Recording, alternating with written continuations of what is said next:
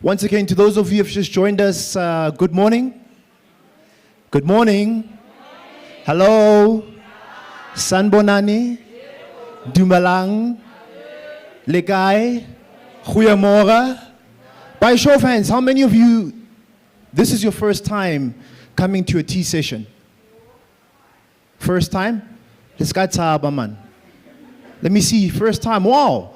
So we've got new members to the family. That's about 75% of you. To those of you who have been here more than once. This is fantastic, man. So, to those who are new to the tea family. All right? If you are here for the first time, we say welcome to the tea family. You're not part of the tea family, huh? Man, just be proud. How? You're now part of the tea family, and to those of you who are here for the second time, third time, fourth time, I'm seeing familiar faces. Welcome. Thank you so much for joining us. You could have been elsewhere this morning, but you decided to be here with us at another session of hashtag Join Us for Tea. It's your time, it's your energy, it's your money. Trust me, we are going to make it worthwhile. Right?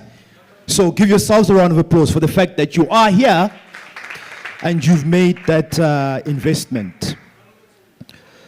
All right, show of hands once again. Those of you who are entrepreneurs, who are running a business, whether it's illegal or legally, you're running a business. Because sometimes you're running a business, but you're not sure. But you're just somehow making money. It's not registered, you've got the tax clearance, but you're just running. Ne? Fantastic. Those of you who are working or unemployed but want to start businesses, you're just here to get some kind of information. You're not sure. I'll sure. Don't be shy. Let me see. All right. Fantastic. So this session is for everyone. Those who've got businesses, those who don't have businesses, those who are not sure. Kaufela, we're all going to get something out of today's session, right?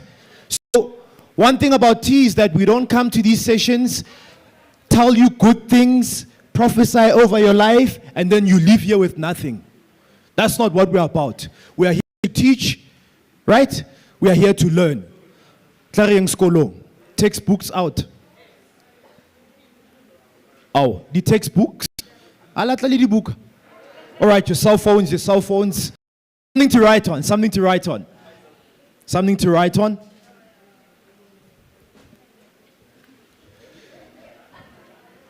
Once again, to those of you who have just joined us, thank you very, very much.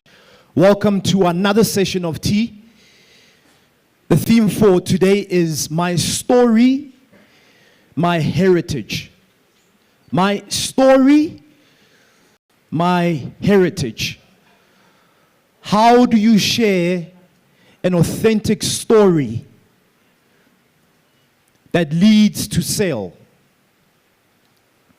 We're going to share with you practical strategies on how to share your story, your brand story, so that it creates a conversation and ultimately it leads to sales. Right? Please write this word down. We're still in our intro. All right. The word is L-E-A-R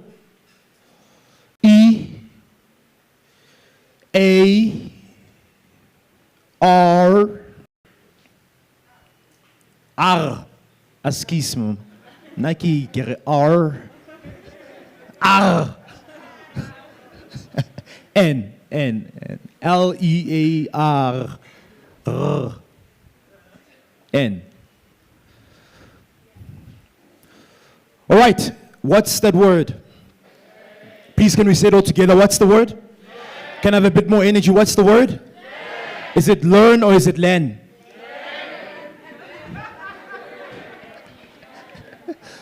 All right, so let's get learning. Look at that word. This is going to help someone. We're here to learn. Yeah? So how Shabal Bitsole, when you look at that word, it's got two powerful words in it. The first one is ear. Do you see it? E-A-R, ne? E-A-R is ear. The function of an ear is to listen. Kumamela ke. If you write down the word listen, L-I-S-T-E-N. It's got the same letter words as the word silent. Like what? Do you see it? So here at T, we encourage you to listen. We encourage you to listen more importantly to the people that you serve. Because that's why you're in business. Okay. Because sometimes, uduti, ulali product, you're passionate about this product, you want to get it to the market, but you haven't listened to the people that you want to serve. Okay. Then you say, Marabataban support. How can you support something that you don't like? So we have to listen to, number one, our customers. Okay. Number two, we have to listen to the heart. We have many entrepreneurs that come here for advice, for mentorship. They ask questions. And when you listen to them, they've got the answers.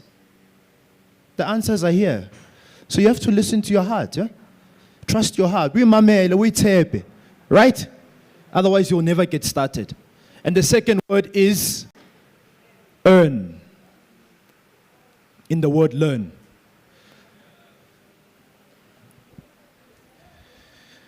So the second word is earn in the word learn. By show of hands, how many of you are in business to make money? Not all of us. Abanye nje yokuhambisa isikhathi nje tisizame lento le business nje. Yeah? All right? How many of us, by show of hands, are in business to make money? Like real money. I know sometimes it's tough because ufuna ukunceda ngithi. Ufuna ukusiza abantu ngithi. And that's how we all start, right? But at the end of the day, we're in business to make money. That's it. Yes, serve, help people, but make money. So if you use your ear to listen and learn, you shall earn.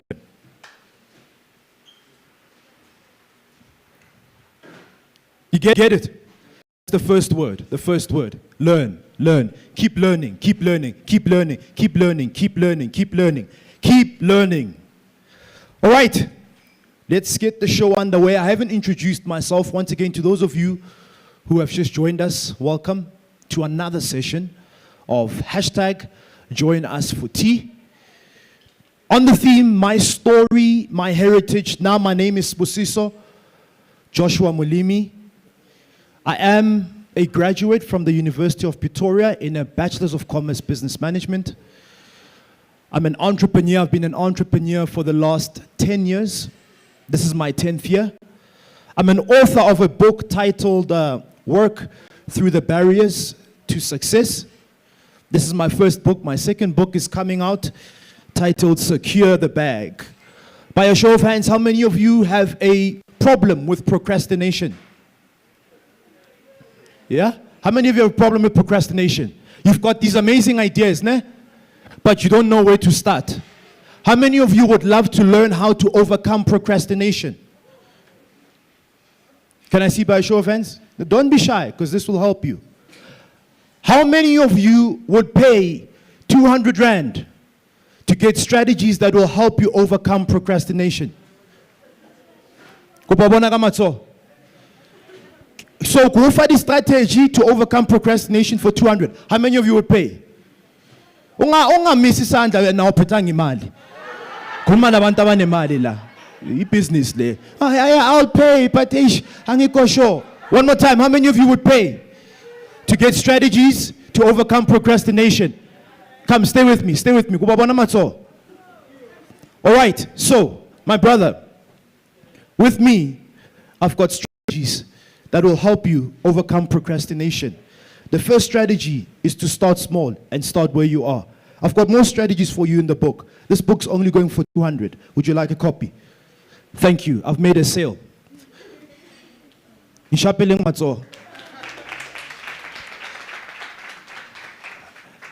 that's what we're here to teach. We're going to teach some practical stuff. Ungat more petty product. I see there's a lady as well who's got a product here. You come here and you put your product in your bag and no one knows about it. And then you don't make the sale. Right? We're here to make money, right? Learn how to make money and to grow. All right, to our Facebook, YouTube viewers, we are live. Thank you so much for joining us. We appreciate it. Please tell us who you are, where you're from, where you're tuning in. T's now gone international. Apparently, we've got, not apparently, it's a fact, we've got 2 ladies who are tuning in from France. From France. Ah, come on. Chapeling Matso, man. Round of applause for T. So thank you so much. Please drop your questions. We appreciate you. Thank you for making time to be with us this morning. You can share the link on Facebook and on YouTube. Let's get a couple of houses out the way, and then we start the show. We are live on Facebook, social media. Please use the hashtag Join Us for Tea on social media. The bathrooms, the toilet, you go out, ladies, it's on your left. Machida, it's on your right. And then we also want to acknowledge and say a big shout out. Let's show them some love to Homegrown Radio at the back. Thank you so much, Homegrown Radio. Homegrown talent, young people who want to get into the media industry. We want to say a big shout out as well to the Hangout for hosting us for this beautiful venue. Right.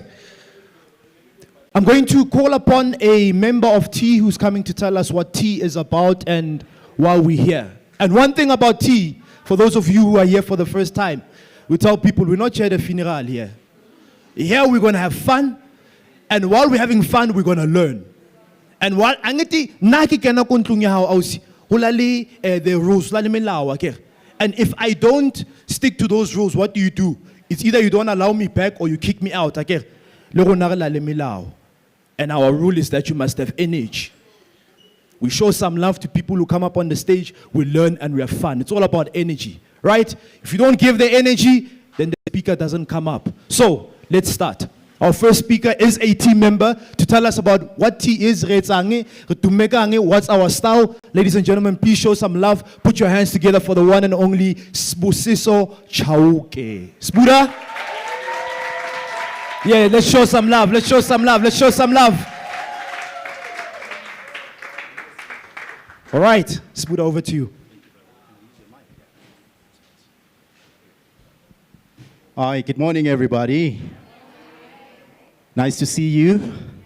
Welcome to tea to the guys that it's their first time joining us. We can guarantee you that you're gonna have fun. Actually, this is a place where we decided to. We decided to keep it intellect, keep it in a. We decided to make it stylish in a sense that we're here to develop you, connect you, and grow you. So with everything that we've gathered here, we can best believe us that we've got a panelist that will make you formidable for you to be ready to be prepared to conquer this business world. So yeah, thank you everybody for coming through. We thank you, we value for your time. And so yeah, for everybody that's maybe someone you hear, maybe you're looking to be an entrepreneur, we do not sideline somebody that's not an entrepreneur. So whether you're an entrepreneur, you're working for a corporate, or whether you're already making it in business and you want to share your knowledge of your journey through this business world, thank you so much for that. And yeah, we're just here to obviously create a platform for entrepreneurs to connect with one another. Yeah, it's about time that we create a local content to a tool that will make local entrepreneurs to conquer in this. It's not a scary journey. Yes, somebody can say yes, it is a scary journey because one would tell you that I decided to leave my corporate world to pursue this entrepreneurship. It hasn't been easy, but we actually decided to make it a turn-up that will that would be comfortable for somebody that wants to leave the business world and to decide to always be an entrepreneur. But yeah, well, I'm not going to take much of the time. I'm not going to take too much of the time for the MC. Everything else is going to be something that's going to be indicated by the MC. But thank you so much for everyone for coming through. Thank you.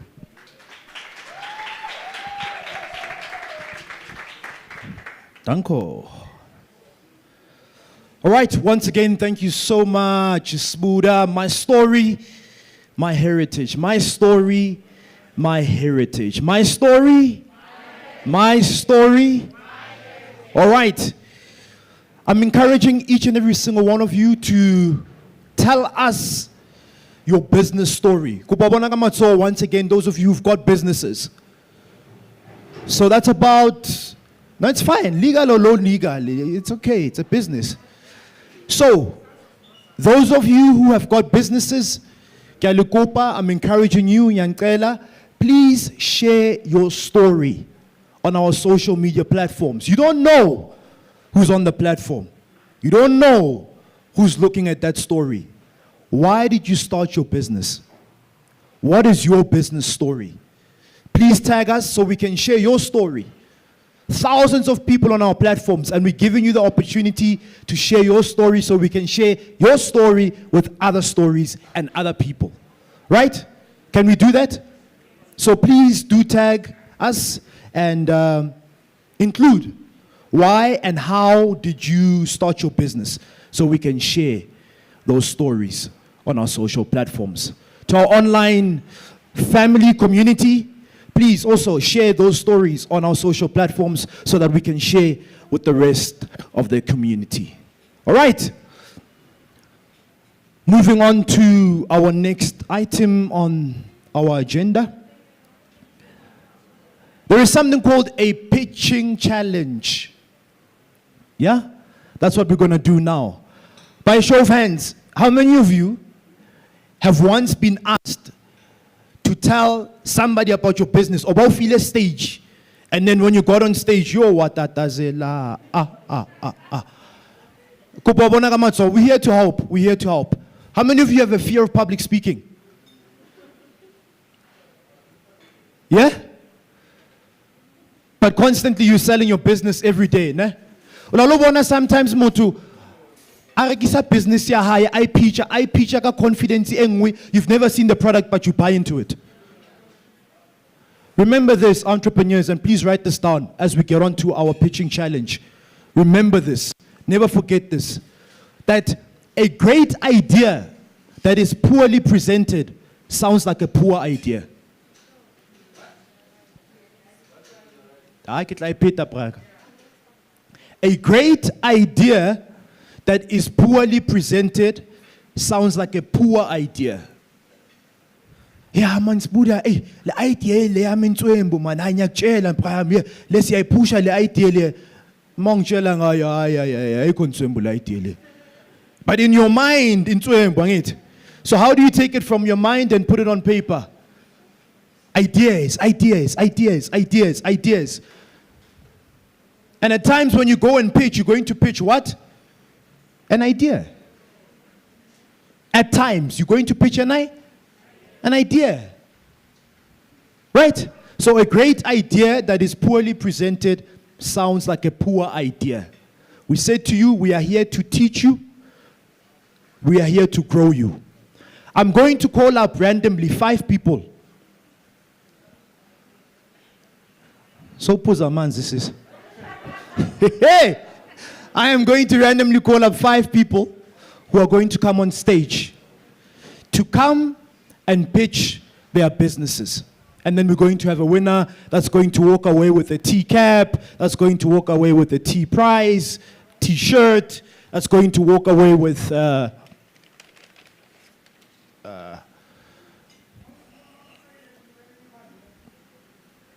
The Power of a Dream by the legendary Dr.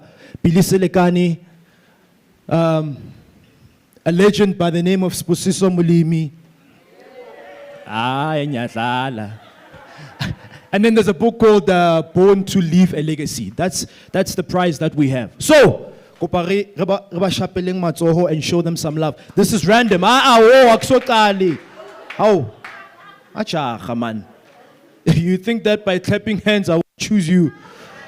I've seen you. All right, so our first picture, Lenda Tache. Lenda, are you here? Is it you? Wow, okay. What was this one? What was? Let's show some love. Let's show some love. Mahlati. Sakunega. Are you here, Mahlati? And there's no declining. Please show us some love, all right? Robert. Are you here? Robert, are you here? All right, please show some love for Robert as well. Hey, yo, Nkosia. Ya, uNkulunkulu uzonisiza ngoba amanye amagama ngikhona ukuwa-pronounce so ngidithi ngiliyeke. Bongi Dube. Bongi. Bongi, are you here? All right, Steluza Pambili Mama. All right, and our last one is Grace. Grace and Ndlovu. Grace, are you here? You have to be here. All right. Steluza Pambili Mama.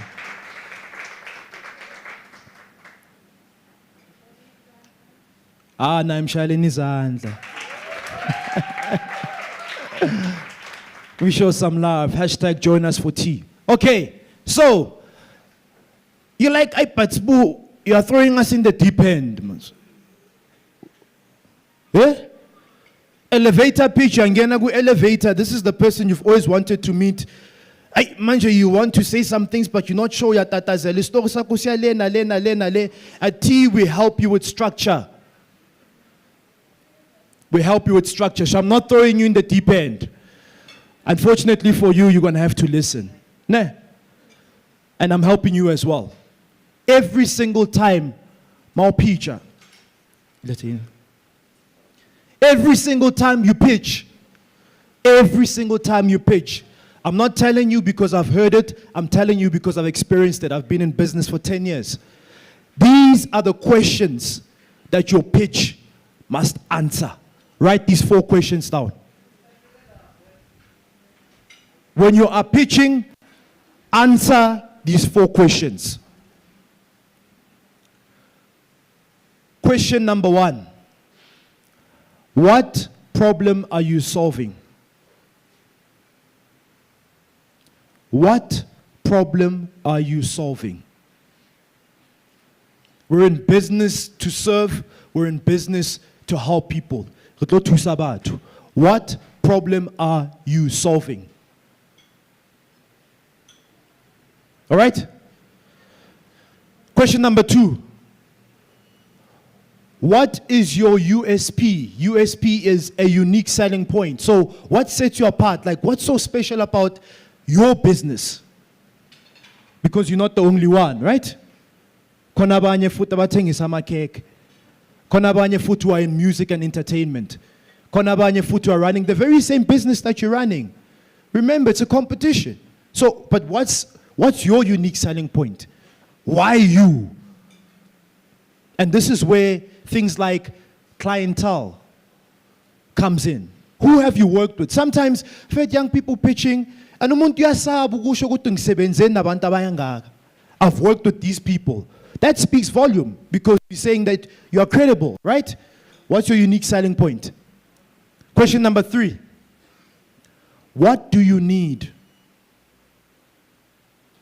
You pitch, great business, great idea, I love it. I see that this is something that we can invest in. It's scalable, but ushotangan, what do you need? How can I assist you? What do you need? And the last one. I think there's more coming. I'll share them as time goes. What's your story? What's your story? All right, so we're going to give our... Hey, Mama, they weren't begging a corner. Thing is up. Thing calling up. All right, we're going to give our pitches 1 minute. Let's say 1 minute 30, because 1 minute in 1 minute 30 to pitch their businesses, and then we'll decide on who the winner is. Listen, there could be an opportunity for you. Your future client could be here. All right. So, we'll start with you. Your name and what you're about. Atatis Katsakum. All right. Please take center stage. Sanbonani.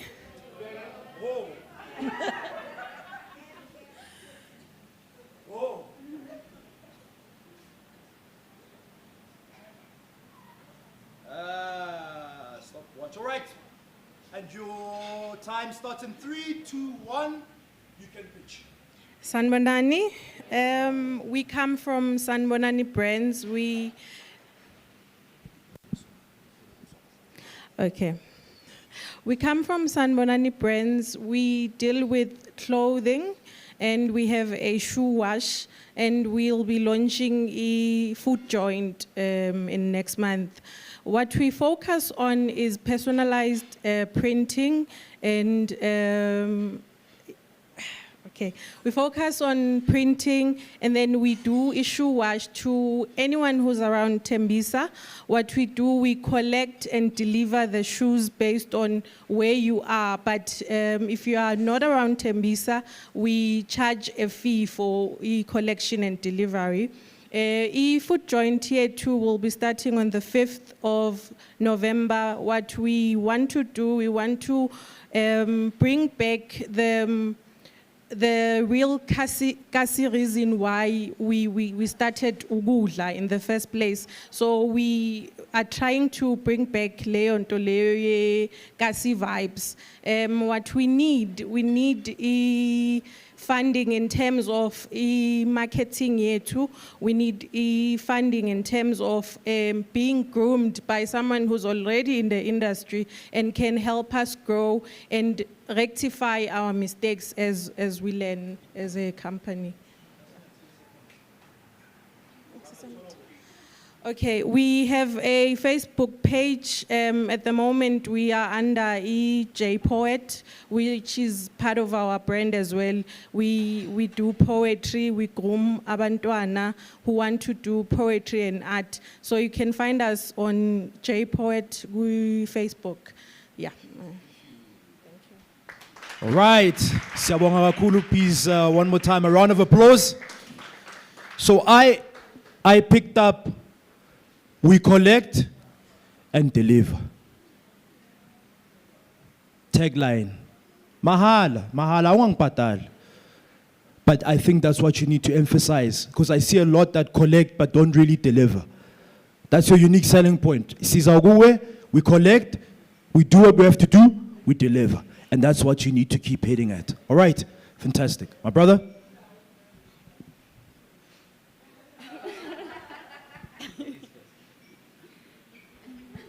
La gugwam.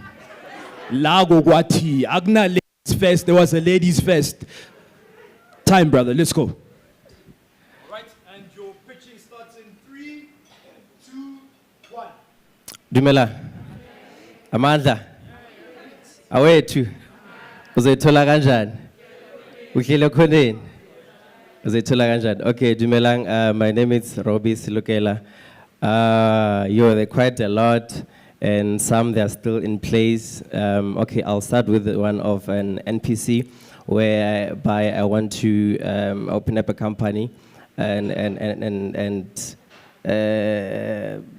let me read out this and just where it's going to be focused on empowering young people and through sports to change and transform communities, inspire people through touching and developing their hearts and bringing change to their life and restoring positive mindset and about South Africa. So it's whereby it will be based with impacting, taking the young boys and the young girls to the street and putting them in their career of sports, your netball, your soccer, or whatever, and finding them a hobby. And the second one, where I want to actually start a business about property.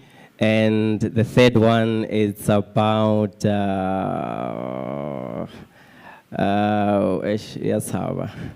Yeah, I'm nervous. Yeah. The third one. Oh. Upakamshapeleng matsoho. Right, so with him, he's got the NPC wanting to venture into property. From the NPC, I picked up, I think the unique selling point there is, yeah, but our big focus and our unique selling point is that now we are into sports. Because kutule netball, kutule polo, with some others you take them and then you want to put them into careers. But you've got a very specific focus niche in terms of sports. And that's what you need to be focusing on. Because when you've got that specific focus, you know who to go to in terms of sports. All right, all the best with your NPC. All right, my sister, now it's your turn. Please take center stage. And in 3, 2, 1, your time starts now. By a show of hands, how many of you can honestly say that you're living fully fulfilled lives? Can I see? Only 2. Okay, what if I told you that there is a way and there is an instrument and there is a resource that can help you to start living your life to the fullest? COVID-19 has shown us that life is short. You need to take full advantage of it and not only just exist, but live to the fullest. So I have a resource here that can help you to do just that, to help you not only discover more about yourself, but develop yourself, not only develop yourself, but live life to the fullest. And if you have this resource right here, which is a book, it can help you to create the kind of life that you would like to live and also be fulfilled, not just exist. My name is Mahlatsi Sakuneka. I am an author. I thought I could pitch about my business, but rather I pitch about my book. This book is titled, Everybody Dies, but Not Everybody Lives. This is a fact. Most people just exist. We all will die someday, but are we really living? Ask yourself that question today. If you were to die in the next minute or the next day, did you live? This book...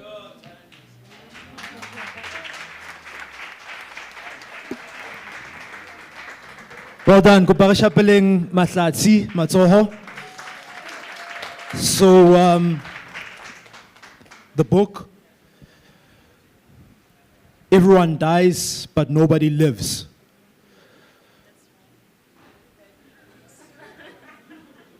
Everybody lives, but no one dies.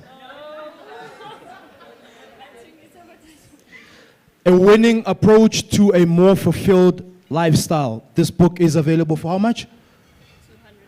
250. For 250.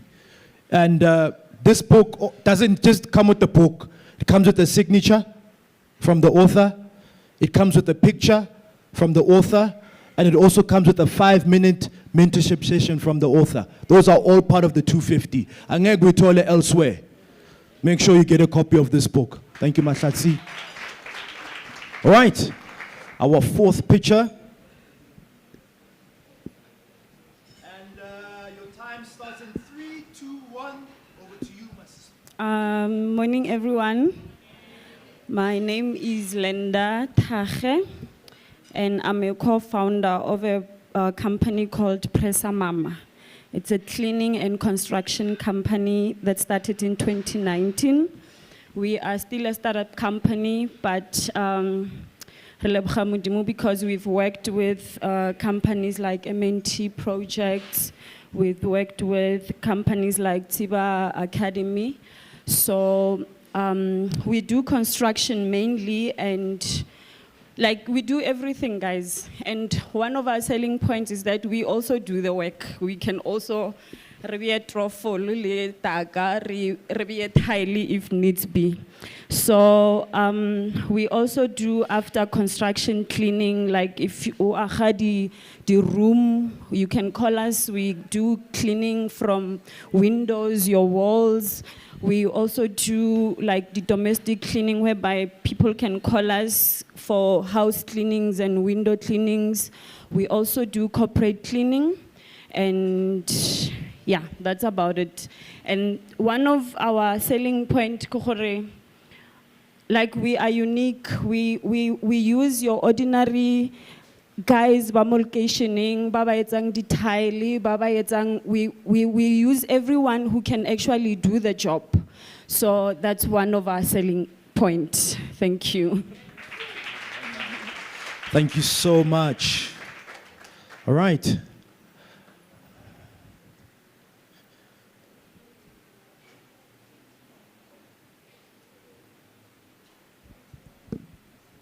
How many of us are learning something so far? Kubabona ka matso? Yeah? Are you seeing opportunities? Because that's what it's about, right? Not just sit, listen, and then, oh, that was nice, you're inspired. And then you're not moving, right? So we also listen and learn and see where the opportunities are. Oh, okay, sister, let's start cleaning. Oh, sister, you're in construction. So we partner up. That's how we grow as entrepreneurs. Right? We've got our last picture. Still look at the center stage, mama. All right. Mama, your time starts in 3, 2, 1. Sanibonani. Mina ngizokhuluma isiZulu. Mina ngumXhosa kodwa ngende emazulwini. Into engizoyikhuluma ukuthi mina ngugogo othanda i-entrepreneur. Mina ngugogo okumashezi. Ngugogo okumashezi, mina I'm on shares. Ngifundisa abantwana ama-shares ukuthi angifanele sifundise abantwana basesebancane. Ngibafundisa ama-shares ukuthi how do they buy ama-shares. Sine platform ethengisa ama-shares ngama-fractions. So ngibafundisa ukuthi i-5 rand yabo can buy i-share. And cause nami ngilapho. Ngithenga ama-shares, ama-fraction shares. Ngiyazi ukuthi isikhathi nasihamba azokhula. Take for instance i-share ye-Capitec yayimalini. Namhlanje i-share ye-Capitec ithi ampuru fika ku-2000. 1,900 and something. If wayithenga ngalesa sikhathi iphansi, you can make money. Namhlanje ngabe ubala ama-M, uthenge ama-shares ayi-1,000 ngale amali encane. So ngifundisa abantwana lokho and ngifundisa abantwana ukupheka. Mina ngithanda ukupheka. Ukudla kwami akusali, lokho ngiyanigaranta. Nangiphekile, lokho ngiyanigaranta. Ukudla kwami nangukuphekile akusali, ukudla nokuqede nifune some more. So nani ngibiza ukuthi ngizoniphekela. I come, ningibhadala.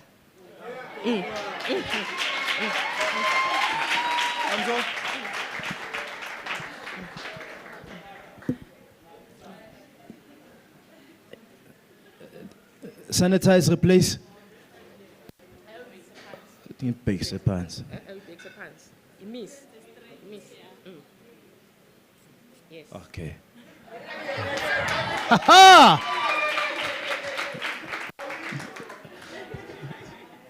I pay and then niyapatal. That's the part le ngiyayithanda leyana. Athi niyapatal. Thank you so much. Yo, this was tough. This was tough. Kopa ba shapele matso hape. Yo. Yeah, ne? Opportunities. Opportunities. So I'm going to ask our pitchers to face the banner.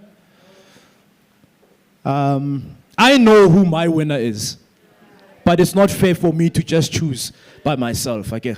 So, Kito pointer to the pitcher, Liemisa Fela Matsoho, right? Because if we make noise, it might get personal. Right. Atula, man. Oh. All right. Thank you. All right.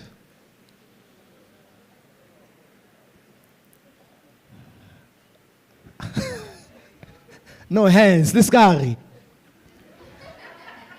Tamalina.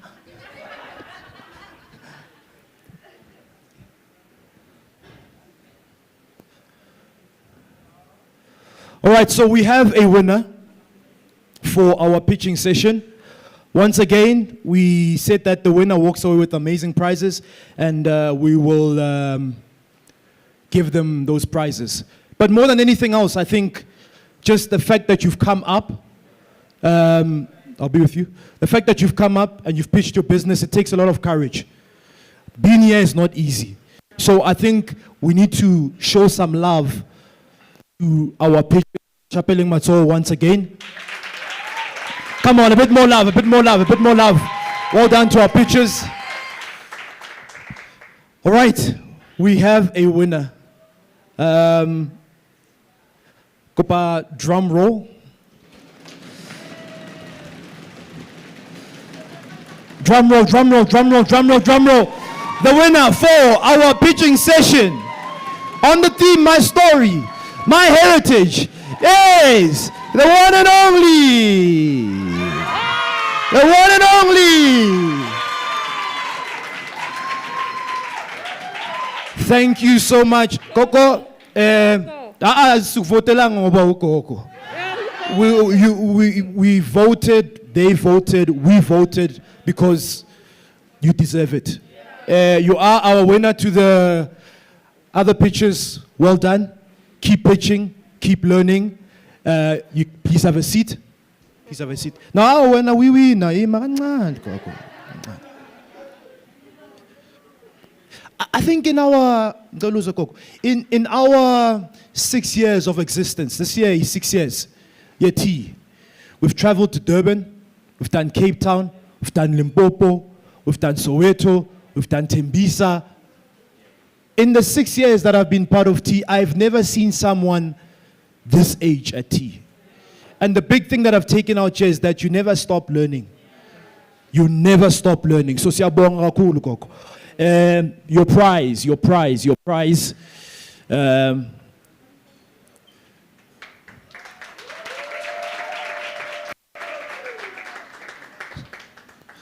All right, so the prize is a T-shirt, a T-cap, a book, Sbusiso Mulimi, The Power of a Dream, Billy Silikani, and another book by Malibongwe Xaba, Born to Leave a Legacy. It's zonke koko. All right, Kupagam Chapeling Matso one more time. So, Koko, just 30 seconds. Kunomuntu omusha la orane business. Kodwa konke izinto zakhe asihlangani man. Sakafuna give up nje.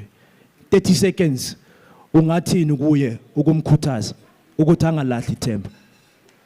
Into engizoyitsho ku-business, i-business inama ups and downs.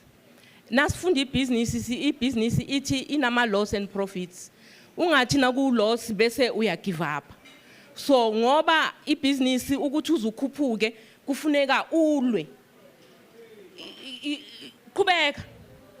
Qhubeka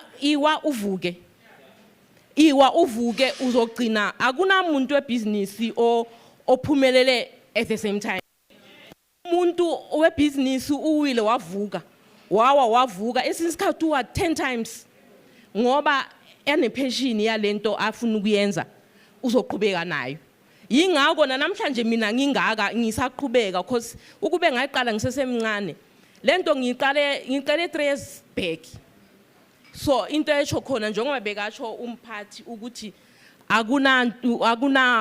imfundo ayikhulela. Qhubeka ungaphela amandla. Ithi iBhayibhile uma umama okanye ubaba ufa ungashela abantwana ilifa, that's a sin. Wow. Siyabonga mama. Gogo ngizocela uphume uye kulomfana lo ogcoka ikepisi Sibusiso. Yeah, usazoyenza i-interview ngaphandle. Yeah. All right, one more time. Big round of applause for our pitch winner. Siyabonga kakhulu Gogo. All right, we're still on the theme, My Story, My Heritage. My story? My story? I am going to bring up our first speaker. Lebitso la hae ke Katleho Ditlhokwe. He is a storyteller, a true lover of advertising who specializes in brand strategic planning. And he is currently a strategic director at Brave Group. So we bring you people who are specialists at what they do. He is here with us. Katleho, your presentation. All right, he's got his presentation with us, but he is here with us. He's going to share his experiences, his lessons that he's learned. You can also just go out and check out the Brave Group and see the amazing work that they do. So let me bring him up on stage. Let's show some love, ladies and gentlemen, for our speaker, Katleho. King. Nisacabanga ama-shares.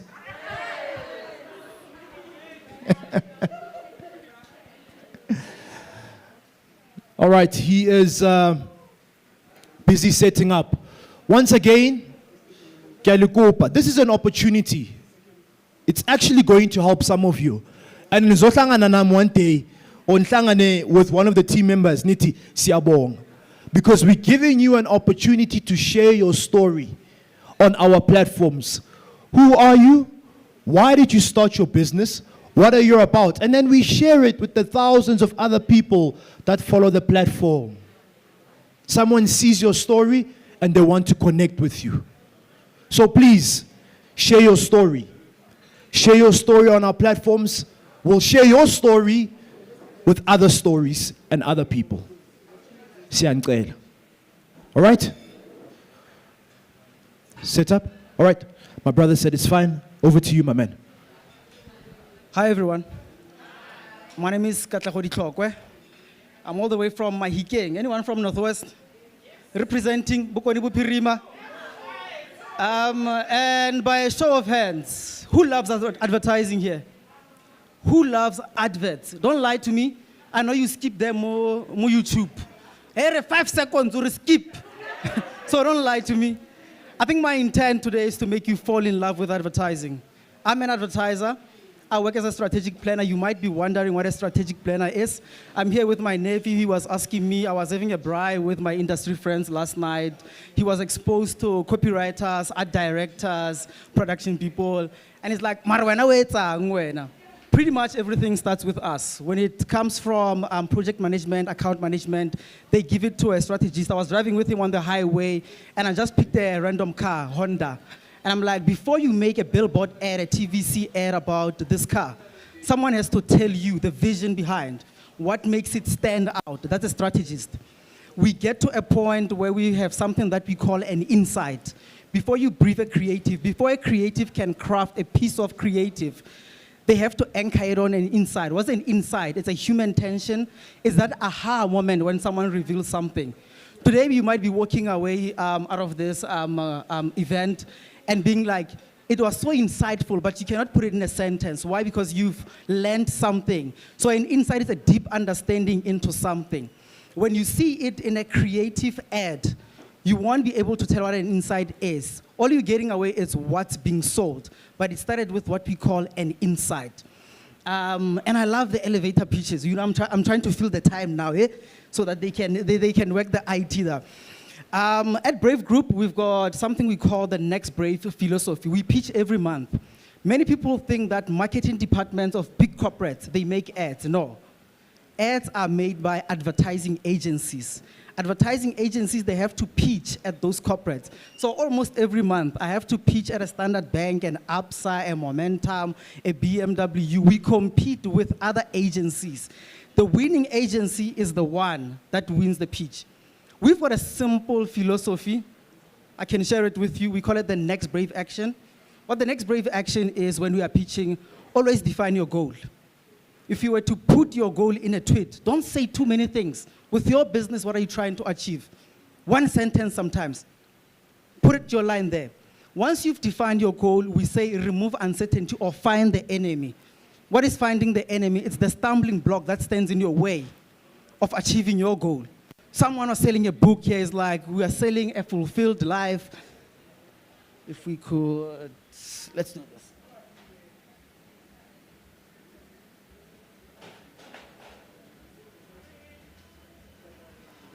Perfect, perfect, perfect. Once you've defined your goal, you have to remove uncertainty. Removing uncertainty is finding the enemy. Finding the enemy, we always say, what's finding the enemy in culture, in climate? The climate right now, it says COVID-19. No one is dealing with COVID-19. No one can navigate COVID-19. You define what is it about COVID-19 that's standing in your way of your business. From there, you remove uncertainty around your consumer. What's that tension point around your consumer? What is it that your consumer is struggling with? What's that gap in the category that your product can help the consumer fulfill? And then from there, you move to competitor. What is it that your competitors are doing better than you? Those are your stumbling blocks. If I have identified them, then we move into amplifying your strengths. What's your brand narrative? What stands out about you?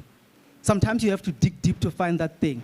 Once you've defined that thing, we get into a single line. Sometimes don't think of it as a payoff line, but it's a line that makes you distinctive. You know, I've had someone who sells caskets. You know, I sell memories. You know, it's getting into that line. You're not selling a product. You are always selling a narrative. You're always selling a story. You are always fulfilling a need in the market. That was my filler time. Now I can get into my presentation. My story, my heritage, the title is Don't Be an Extra. Think of movies, think of drama series. In the background, in businesses, many businesses, extra. When you ask for what stands out about you, know you're an extra in your community. You see what T is doing today? They stand out. They are not an extra. It is Terry, main character. They've been able to bring everyone Mona. I want to help you not to be an extra. And the secret, Mona, in what I do through advertising, it's storytelling.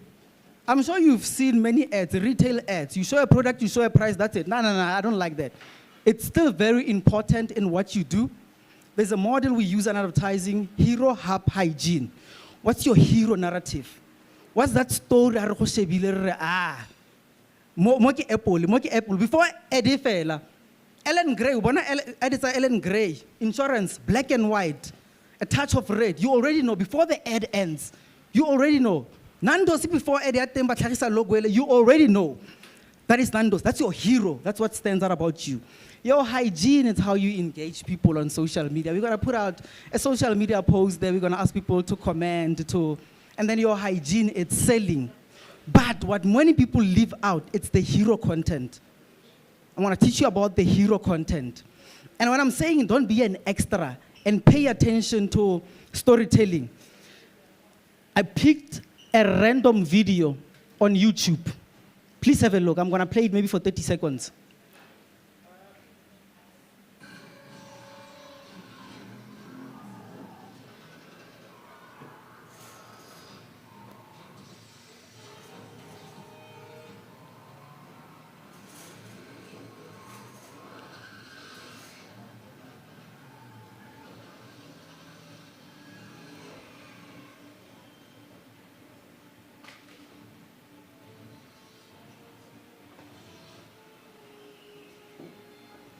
If you can't see action, come on.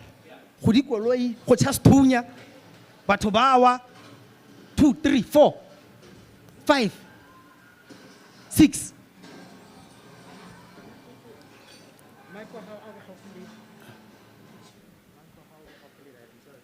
Okay, cool.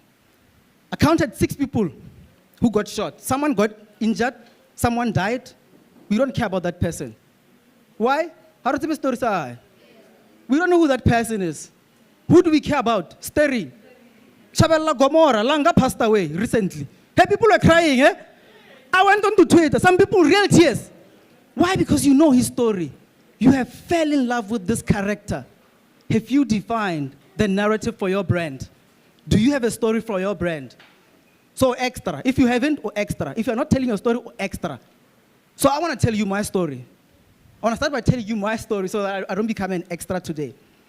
I discovered the power of storytelling back in 2012. What happened in 2012? I had just graduated. I had gotten my degree in marketing communications, strategic communications. And I went back home, Northwest, and I was employed for about almost 12 months. But when you're unemployed, what do? You consume a lot of media, Oshabela TV, you read a lot of books, you listen to music, because you just have extra time. But when I was analyzing the media, always, idols, Kayam Tetwa, the reason why we fall in love is not because of his music, not because he was the most talented. Have you seen idols when they interview? There are some people, they do a breakaway into their lives, show their backgrounds. At the end of the day, you have fallen in love with someone. And the more they get to the top 16, top 13, the more they show us those people's lives. Why? Because we are not only falling in love with their voices. What are we falling in love with? With the narrative. Vincent Bones, when he won a homeless child from a safe house, girls and boys town, who's making it into the big stage. When we are voting for him, we are not voting for his talent only. We are voting for someone who's coming from nothing into something. That's the narrative in which we are buying into. Dancing, so you think you can dance on SABC.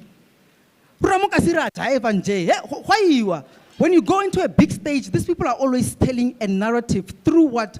Dancing. Storytelling, it's anchored into everything.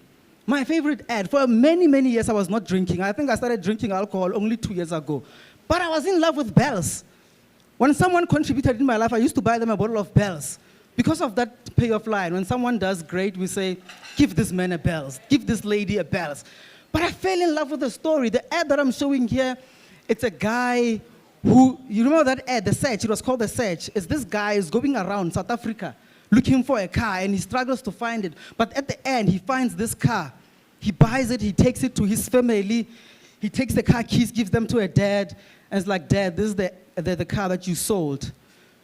You took the money and you paid for my fees. It's like, you end up buying bells just because of a story. That's the power of storytelling. In 2012, where was I? I was creating CVs. Keep it short, less than 2 pages. Don't say much. It's an elevator pitch, this thing. Yeah? Go quick, fast. Some people will be like, no, add a motivation. I get a motivation. I didn't work out for almost 12 months. I got to a point where I thought to myself, a business plan is better than a CV. I need to do something with my life. I need to sell something. So the question is, what did I sell in 2012? I told stories. I was reading a lot. I was consuming a lot of media. So I started telling stories. I became a motivational speaker. We always start somewhere. I would wear a suit. This is the suit that my dad graduated with from being a policeman. You go to one school, you tell them you want to talk to the grade 12s. They're like, leave your business card. You don't have a business card. You run to your laptop. You design something real quickly. But it got me to where I am. And I was basically telling stories of inspirational people, my stories of how I got to university from Mafikeng. I only came with a school bag. And I was telling these narratives to young people. But there was something, I was doing so well in my community that I wanted to be featured in Destiny Man. It never happened. And I got to a point where, if Destiny Man, I even wrote them and I told them what I was doing, but they never gave me a feature. And I thought to myself,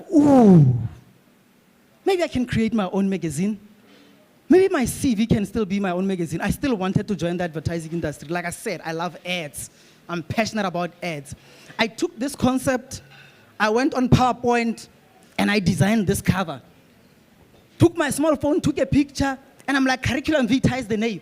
By the way, Flockhart is my middle name. If you want me on social media, it's @Flockhart. Don't ask me what it means. My mom still can't explain it to me, but at least on Twitter, YouTube, I don't have to be Katlaho 100. Have you seen those names? Katlaho underscore, I'm Flockhart. I'm the only Flockhart in the world. It helps me when I have to register. What did you find in this magazine? The first page was pretty much saying, I was born in the villages, grew up Kokasi, and now I live in the urban areas. I didn't only study market segments, I lived them. When I make an ad at villaging, I've lived there. I know what people go through. Kokasi, I know. In the urban areas, I know. I'm starting to sell myself.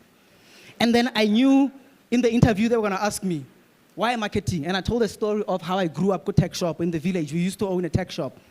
I've been in many platforms where I gave stories and marketing lessons just from this tech shop. Called Krepane Cash Store. No. The secret behind it, we were selling on credit. Most of the people in the rural areas, Nabaholang, pension, SASA, they couldn't even go to town, Komafikeng. It's about 40 to 50 kilometers. They trusted my uncle with their SASA cards. To travel to Mafikeng, about grocery. Or what they do, we keep their SASA cards, they take whatever they want in the store, month end, we withdraw, we keep the money. That's how we operated. That was our USP in the village. That's what made our tech shop very distinctive. The second story, I knew they were going to be like, you've been unemployed for 12 months. What did you do? I was doing public speaking. And then I knew they were going to look for what a CV looks like. I still gave them in the middle page. The company that I was advertising for, the best advertising agency in South Africa right now, Joe Public, they do the ads for Nando's, for Chicken Licken. I'm sure you've seen them. I told them the story of why I don't have the time. I'm not going to go into the story. But pretty much what I'm saying is I sold stories to get into the industry. And with this, I was able to get that employment. And my magazine could live with Destiny Man right now as you see it. And I took this narrative of creating this magazine and the narrative of struggling to get into the industry, and I turned them into content pieces. The one around being an entrepreneur, struggling to find employment, I called it Challenge Your Challenges, because throughout that year, I was challenging my challenges. I was fighting really hard. And then the other one, Brand You, I turned it into personal branding narrative. And these platforms, I was able to do well with them, you know. I got to work with platforms such as One School at a Time. I've been to many schools. I worked with Tirisano Foundation, Microsoft Youth Spark, took me to VETS. Now the stage was getting bigger. And the stage got bigger to the extent that I got a feature on Metro FM with Sipokazi January, who was always between, you know, graveyard slot, between 2 to 6 a.m. But people, when you say graveyard, they're like, the numbers are small. But Metro FM, it's graveyard. It's actually a prime time in other radio stations. 50 to 80,000 people listening at that time. When I first went, they're like, here's the brief.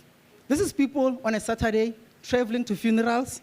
This is Uber drivers waiting for customers. This is people driving from clubs. Make it fun.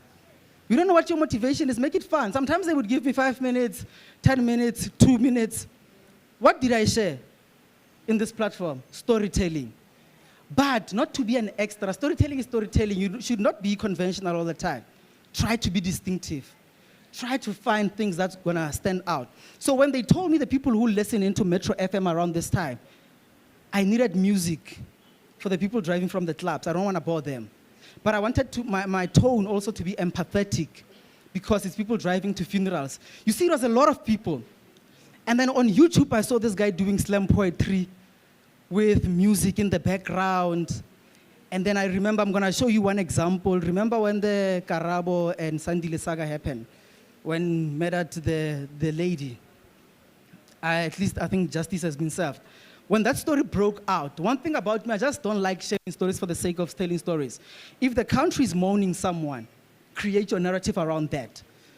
It's always tapping into the macro environment. Exactly what Nando's is doing, Chicken Licken is doing.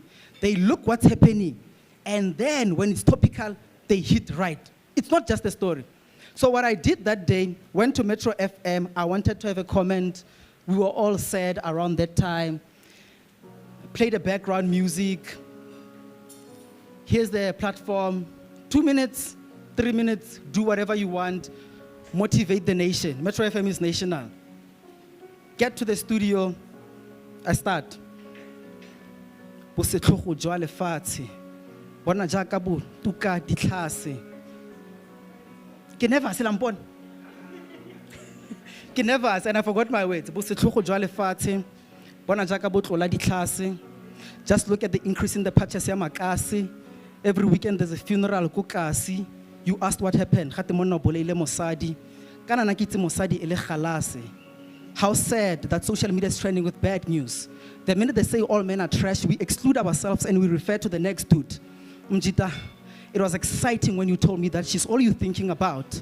You said the chemistry was so great, you even kissed on the first date. execute visits to her office just to ask her if she ate. You said you both like taking pictures of the landscape. You were even planning a road trip to the Cape. I was so shocked when you said your relationship was taking another shape. I thought you meant kneeling on one knee until when you wanted an escape. Next thing I was paying you a visit at your house. And all I found was the police red tape. But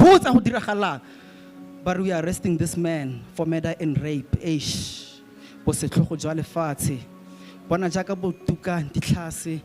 Just look at the increase in the patches ya makase. Every weekend there's a funeral ko kasi. You asked what happened. And I forgot my verse too, but I think you get the gist of it.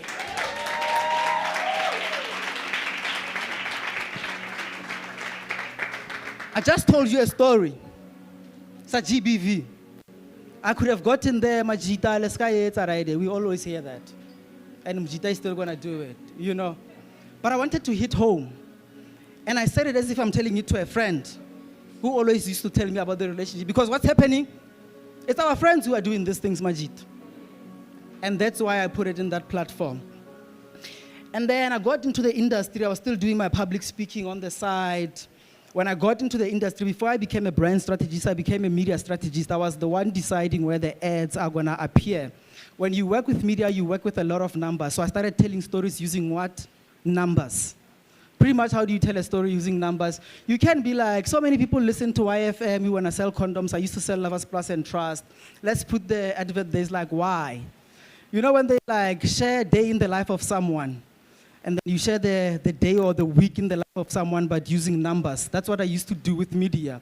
Think of Sibusi. So Sibusi stays in Tembisa. The first thing he does is he wakes up and checks his phone, and I would share the stats. 30% of South Africa, they say they log in to social media between 6 a.m. and 9 a.m. Wakes up and listens to Metro FM while he's preparing his breakfast and getting the kids ready to school.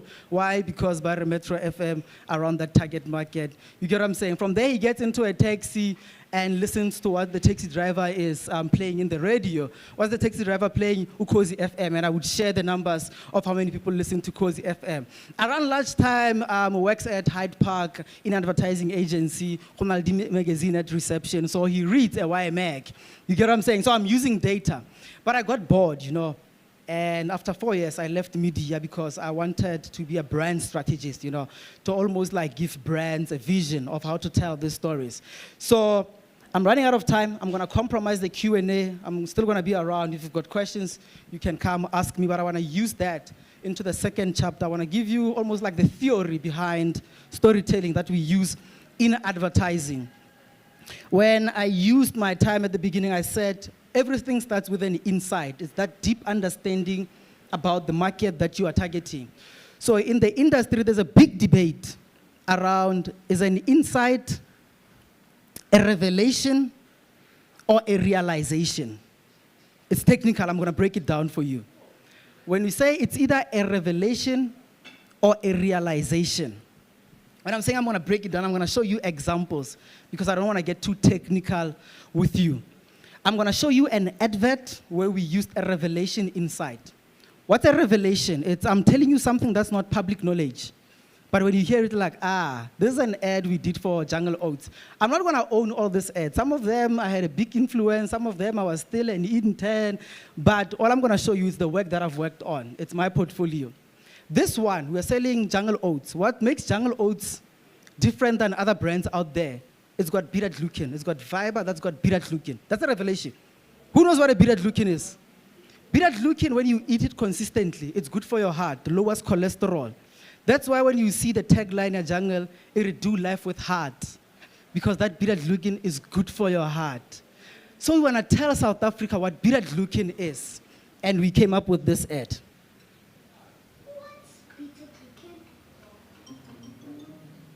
Hello, do you know what beta-glucan is? What is beta-glucan? What is beta-glucan? No one knows what beta-glucan is. Beta-glucan is a natural fiber in Jungle Oats that helps lower cholesterol and keep hearts square. Pizza, Mom, so your heart can be loud. Jungle, do life with Simple story. We've educated you. And then there's the other part where we say, use an insight, and it's tapping into your business and being like, "Ish, what is it that I want to tell people? And then what's that one insight in a sentence? What's that insight? If you were to give it to a creative to create an ad, that's what an insight is. It's also a realization. A realization, you know, that aha moment when someone tells you something like, it's like sneakers. You're not yourself when you are hungry. So there, as they will always show you someone who's grumpy and you are not yourself. When I'm telling you are not yourself when you are hungry, like, oh yes. Here's an ad. It's Iliaden. I think I was still a media strategist. I was not in the creative side, but also I had a small influence on it from a media point of view. The realization here is men, when they are sick, they act like it's the end of the world, Like they will act like, they're about to die, even if it's just flu. That was the inside. When I tell you like, no, it is true. Even if I were to tell it to a guy, my man, if I were to tell you, hey, how long are you yeah. We decided to take that insight, turn it into an ad.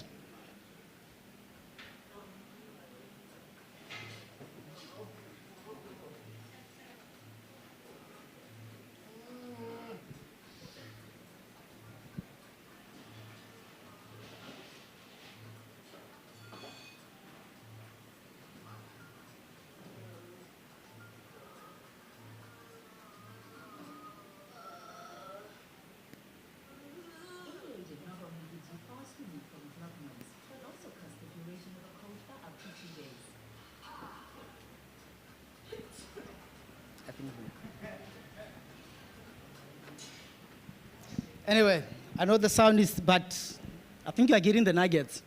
Another part of storytelling is, do you want to tell a reflective story? It's a narrative that we see every day, you know. When you're going on about your life, you're like, ooh, this would make a beautiful story. This would make a nice story. If you are lucky, that get turned into a story. And then there's also imaginative. Whatever I had Clover area, Mkulu, where does Clover come from? It's like far, far away in the Milky Way. And then you are taking people into a world in which they've never been in. And then just examples of that is that reflective storytelling, it's beautiful when your product is at the center.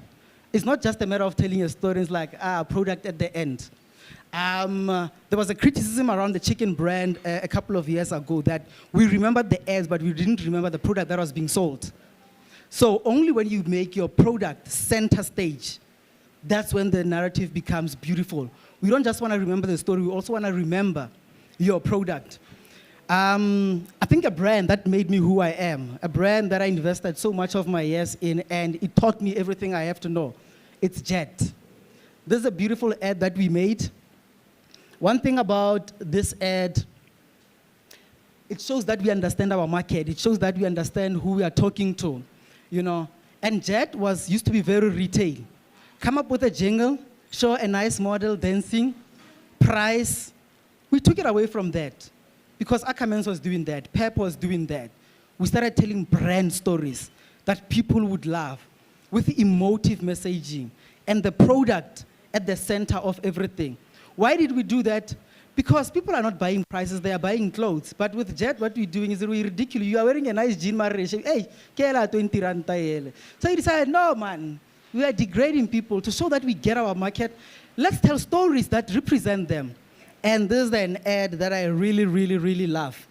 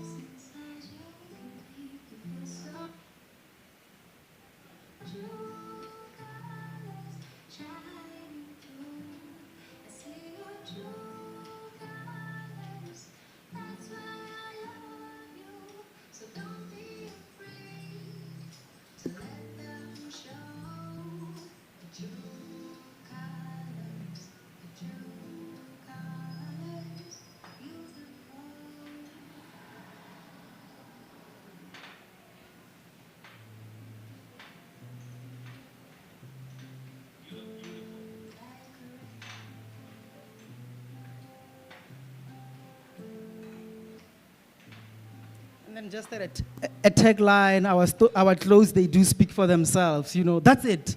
They've seen it, you see it, you go to Jed, you can get it. Am I saying price is not important? It's important, there's a catalog for that. You know, there's social media for that. But you are given a big platform to be on DSTV, to be on SABC, ETV, and you want to clatter. There's a time. Remember what I said? Hero up hygiene. Follow the model. Make sure that you craft for every segment. Because of time, I'm going to skip this ad. It's also a Jed ad. We were targeting men for the first time. Jed had always been moms, had always been kids. When we did our research around men, they love expensive clothes, you know. Sometimes they buy the price, they don't even buy the clothes. With them, it's actually the opposite, you know. They want it to be expensive. We knew that with Jed, if we are selling a suit for 500 rand, like, nah. So we decided to tell a story, also looking into the macro environment. Men are trash, men are not given a chance in communities, in society. We told a story based on a true story. Someone who's been in prison, gets out, finds it hard in the world, but just through tapping into himself and saying, I need to step up, starting to change how he dresses, you know, dressing properly, showing up for interviews, showing up for ads, he became the man that he is. That's the narrative that we talk to the people. It's a story, beautiful story, and they bought into it, you know. And then another story, it's, I want to get to the second part. I respect time. Another story, it's Converse. For many, many years, we love Converse. I love Converse. I've even upgraded. The platform is getting higher now. People with me, short man syndrome, hey, they've given me a platform. I love this brand. When it came to South Africa and we had an opportunity to create an ad, you know, we wanted to tell just an authentic story. We could tell a story around 2000, but it wouldn't do justice to going back, you know. If we had never made a Converse, have you seen a Converse ad? Besides this one? No. But we love it. We love it. They wanted to tell South African, unique South African stories. And it came with a global platform that said all the stories are true. What's a true South African story that we can tell, that people will look at and resonate with? We decided to go fetch Trompies and tell a story through Trompies, you know. I can see you are intrigued. Maybe let me play it.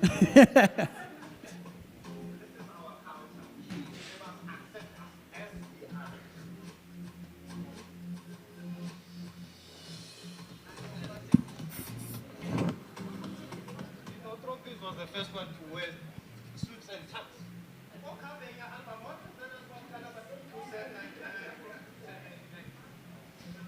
I'm telling you today, it's a theme, yeah, suits and tux. Homes and sequential hours. Period. We said friends.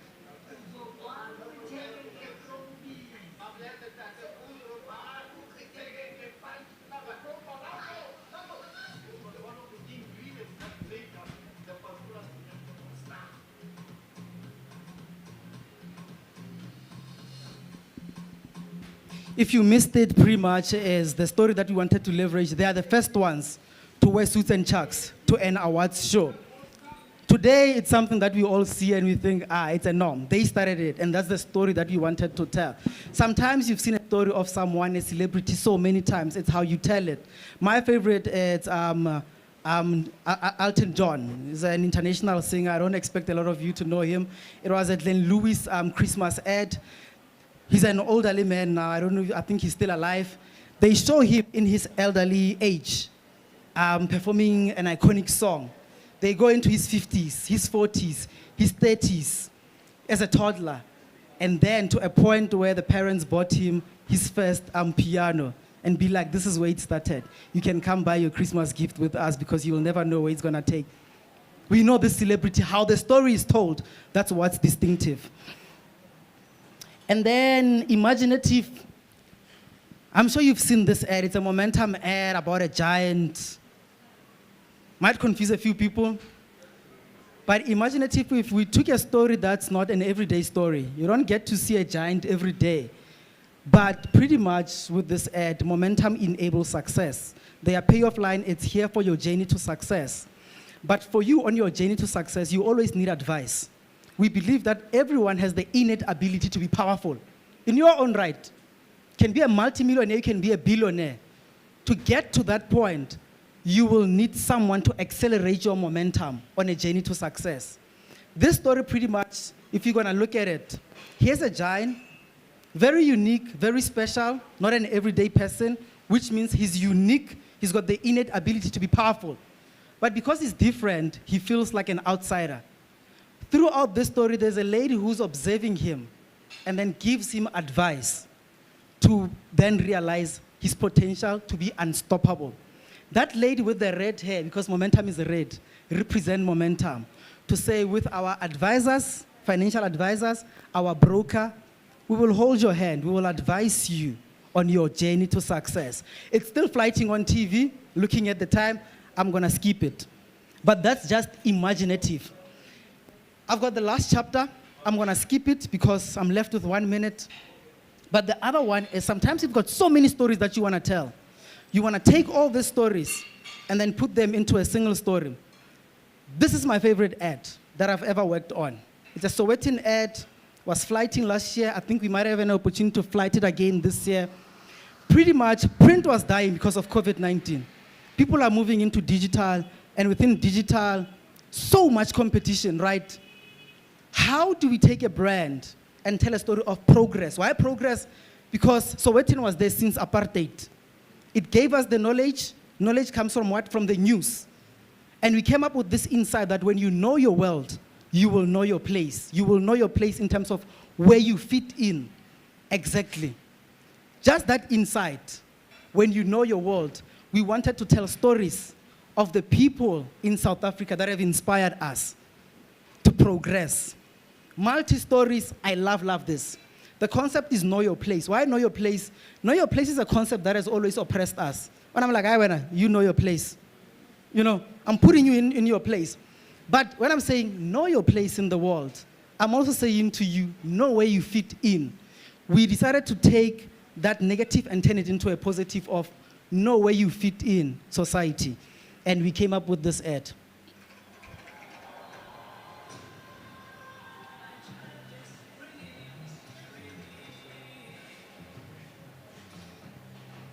Told the story of Mandela. We are never going to have a black president. He became the president. Story of Mama Esther. Is this art? And we're saying this is real art. For those who can hear. Gay marriage will never be legal. There were movements, it is legal. Natural hair is not beautiful. Who's Miss World right now? Zozibin. This stuff they play, it's not music. Black coffee all over the wall. Win the World Cup, rugby, with a black captain. We did. And then believe what you know is possible. Others who are killing it overseas, know your place, read the Sowetan to know more. Pretty much, stories of different people all coming together. The last chapter, I'm just gonna conclude it, was working with small budgets. Guys, I want an entrepreneur. See, we don't have big budgets to produce productions like this. I want to show you an ad, just through Photoshop, playing around. It's called Darling Brew, Payoff Line, Slow Beer. I took a couple on Google, I put them there. I take a balcony, I created this balcony. I create as if Joburg is going through a lot. When you are having a great time, you react slowly. This is a story, but then it's an image. Who did this? A strategy, it's not even a creative. With what? Images from Google. It's an ad. Another way of showing it, you are having a picnic, you want to be different and go to these secluded places. Here's a white guy dating a black lady.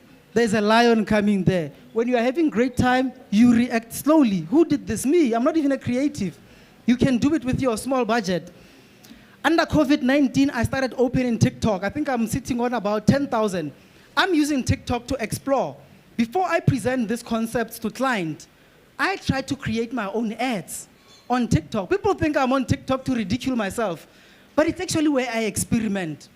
I put an insight, I do a video, I observe. If they react to it, I might present it in the boardroom. It might end up being an ad that you see.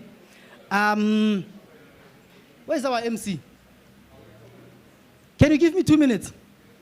Oh, no? Because it's you, I'll give it to you. Thank you. TikTok, it's 1 minute videos. They're going to be quick. Any makeup artist in the room? Makeup. No makeup artist, but you will get the point. Is that when you go on YouTube, you see these makeup videos, influencers. You take a concealer, you contour. It's boring. We've had that. So many of them are doing that. Here's a lady doing it differently through what? Storytelling. Using what? The Lion King. Stands out.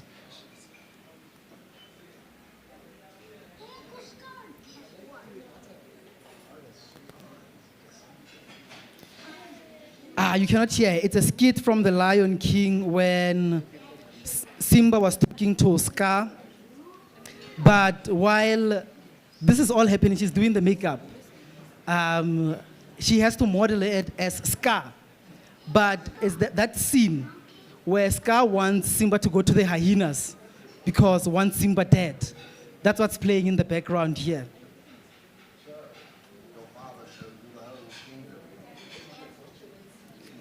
If you are watching this, you want to see the final product. You can't even wait. And there's a story behind.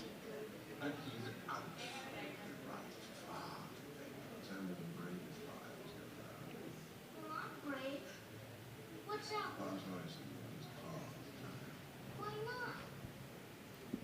Simple. How much did it cost there? Just a camera. Simple. Another story, there's a lady I like from the States. Does cooking videos. Any chefs? Anyone in catering? This is how you can do it.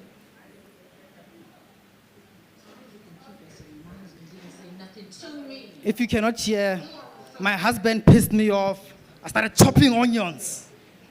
And then I started cutting apples. Put them in the oven.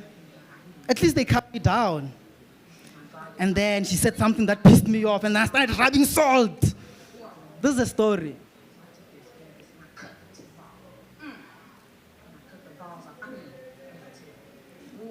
Very unconventional. Instead of you take your seasoning, your salt, you put,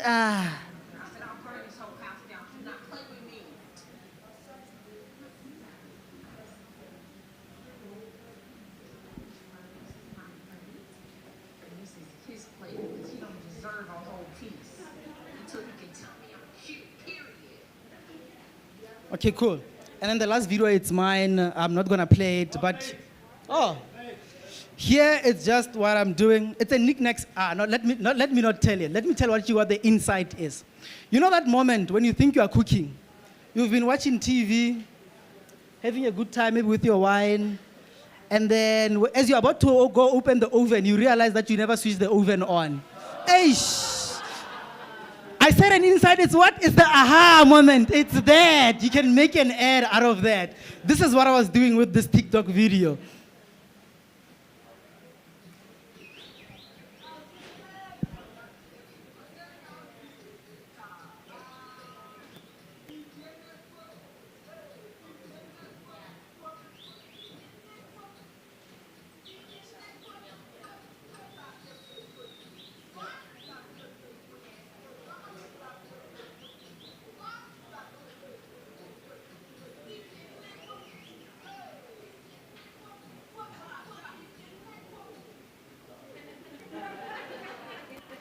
And then you ended up with a packet of knickknacks. This could become a knickknacks ad. I don't know. Like I said, I'm on the platform to experiment. If you go there at Flowcard, you might see other ads, you know. There's one that I did, Celsi. I saw a video of someone, you know when you miss your bay. But pride, hey man, don't call bay, you fought. Hey, you keep looking at your phone. I took the same video of me keeping looking at the phone, and then it plays for like 1 minute where you can see, the couple doesn't want to call one another. Everyone has got pride. But because people think it's pride, at the end I said, get emergency airtime. It's not because you've got pride. I want airtime. Get emergency airtime with Cell C. That could become an ad. It's an insight. You are laughing at it. You're like, aha. You have to work hard in finding an insight. That's what's going to make you distinctive. That's what's going to make you stand out. And what did I say is the title of this? don't be an extra by leveraging an insight. The real strength behind me as a strategist versus you as an entrepreneur in terms of the work that I put out there, they invest in me. These corporates invest in me to come up with that one insight. You can do it. Really, everyone is a strategist. We see these things all the time. I've been removed from the hood for a very long time. If they were to tell me to do an ad that targets people in Tembisa, I would struggle. Who's got those insights? You've got those insights. So probably you can do better work than me. So also in your business, don't be an extra, don't just exist. Find ways to be unconventional. Thank you so much, everyone.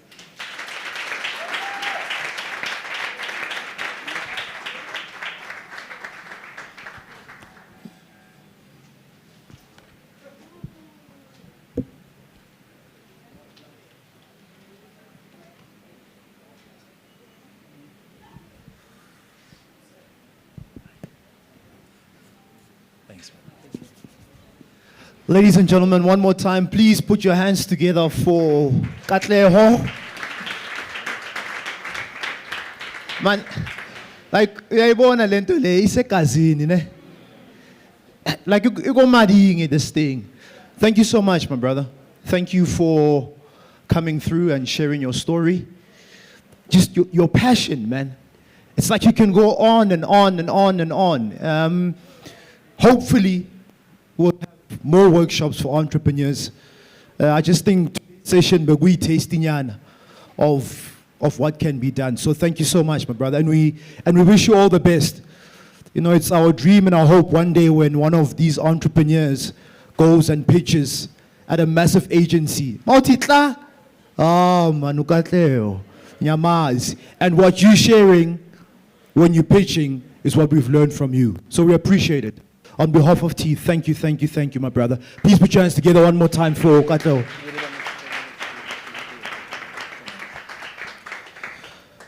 All right, once again, to those of you who have just joined us, I see the room is getting more and more filled up. Thank you so much for joining us. Welcome to another session of hashtag Join Us for T, where we learn, we grow, we connect, and we develop entrepreneurs. Those of you who are learning something so far. Yeah? Now, I know sometimes we're going to do a Katlo, where's Katlo? Katlo, come through. Because you still got so much to share. Have a seat, my brother. Have a seat. I know sometimes you're sitting there.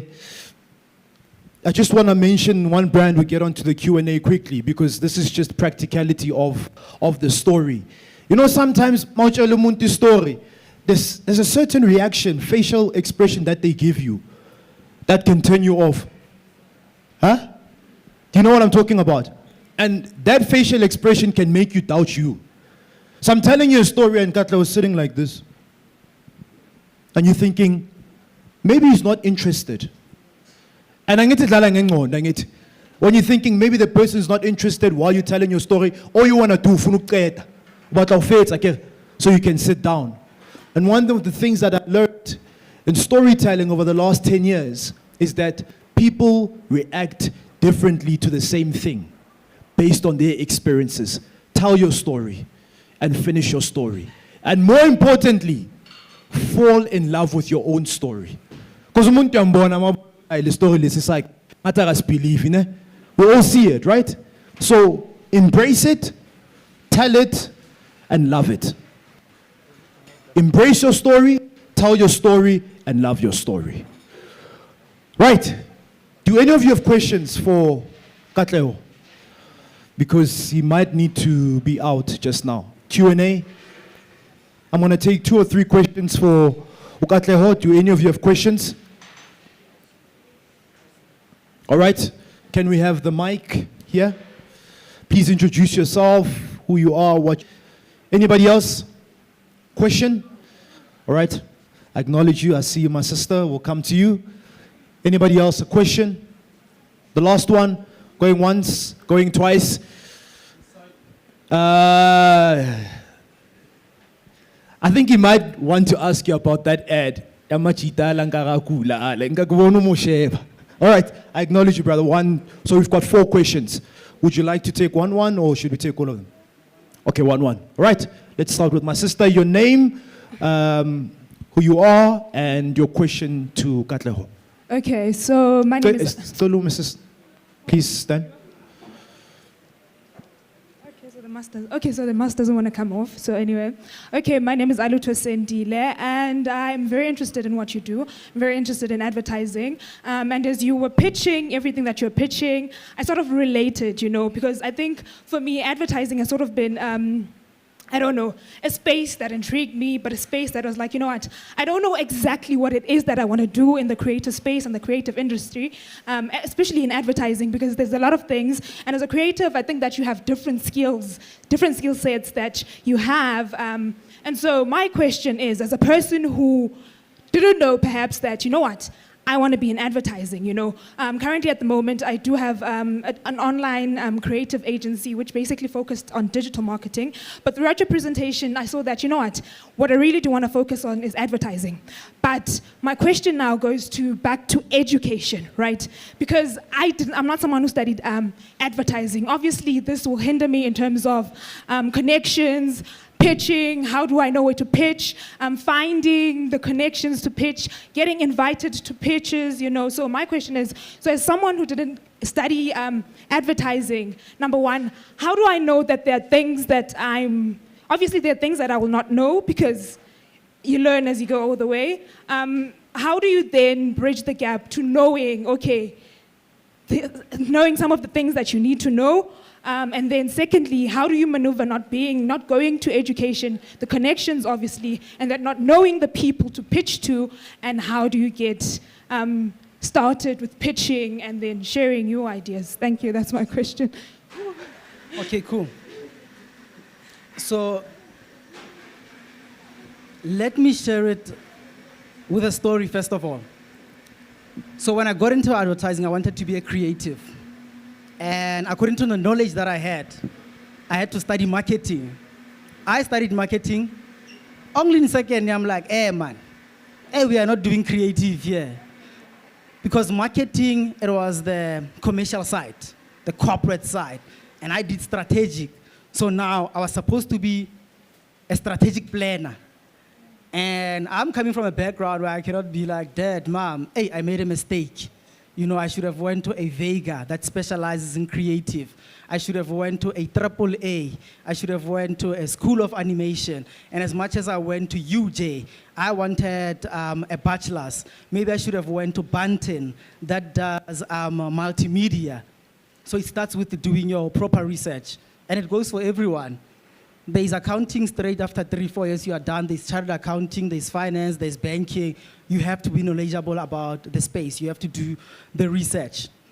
So I decided to go with it. A friend of mine who loves strategic planning made me fall in love with strategy. And at least I was able to practice as a strategist.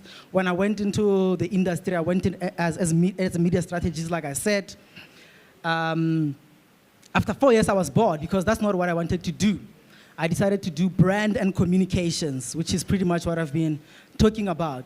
But this bug of being a creative was still with me.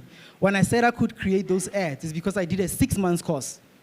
Just 6 months, less than 10,000 at AAA after hours, you know, just to see or to work myself around Photoshop, InDesign, you know.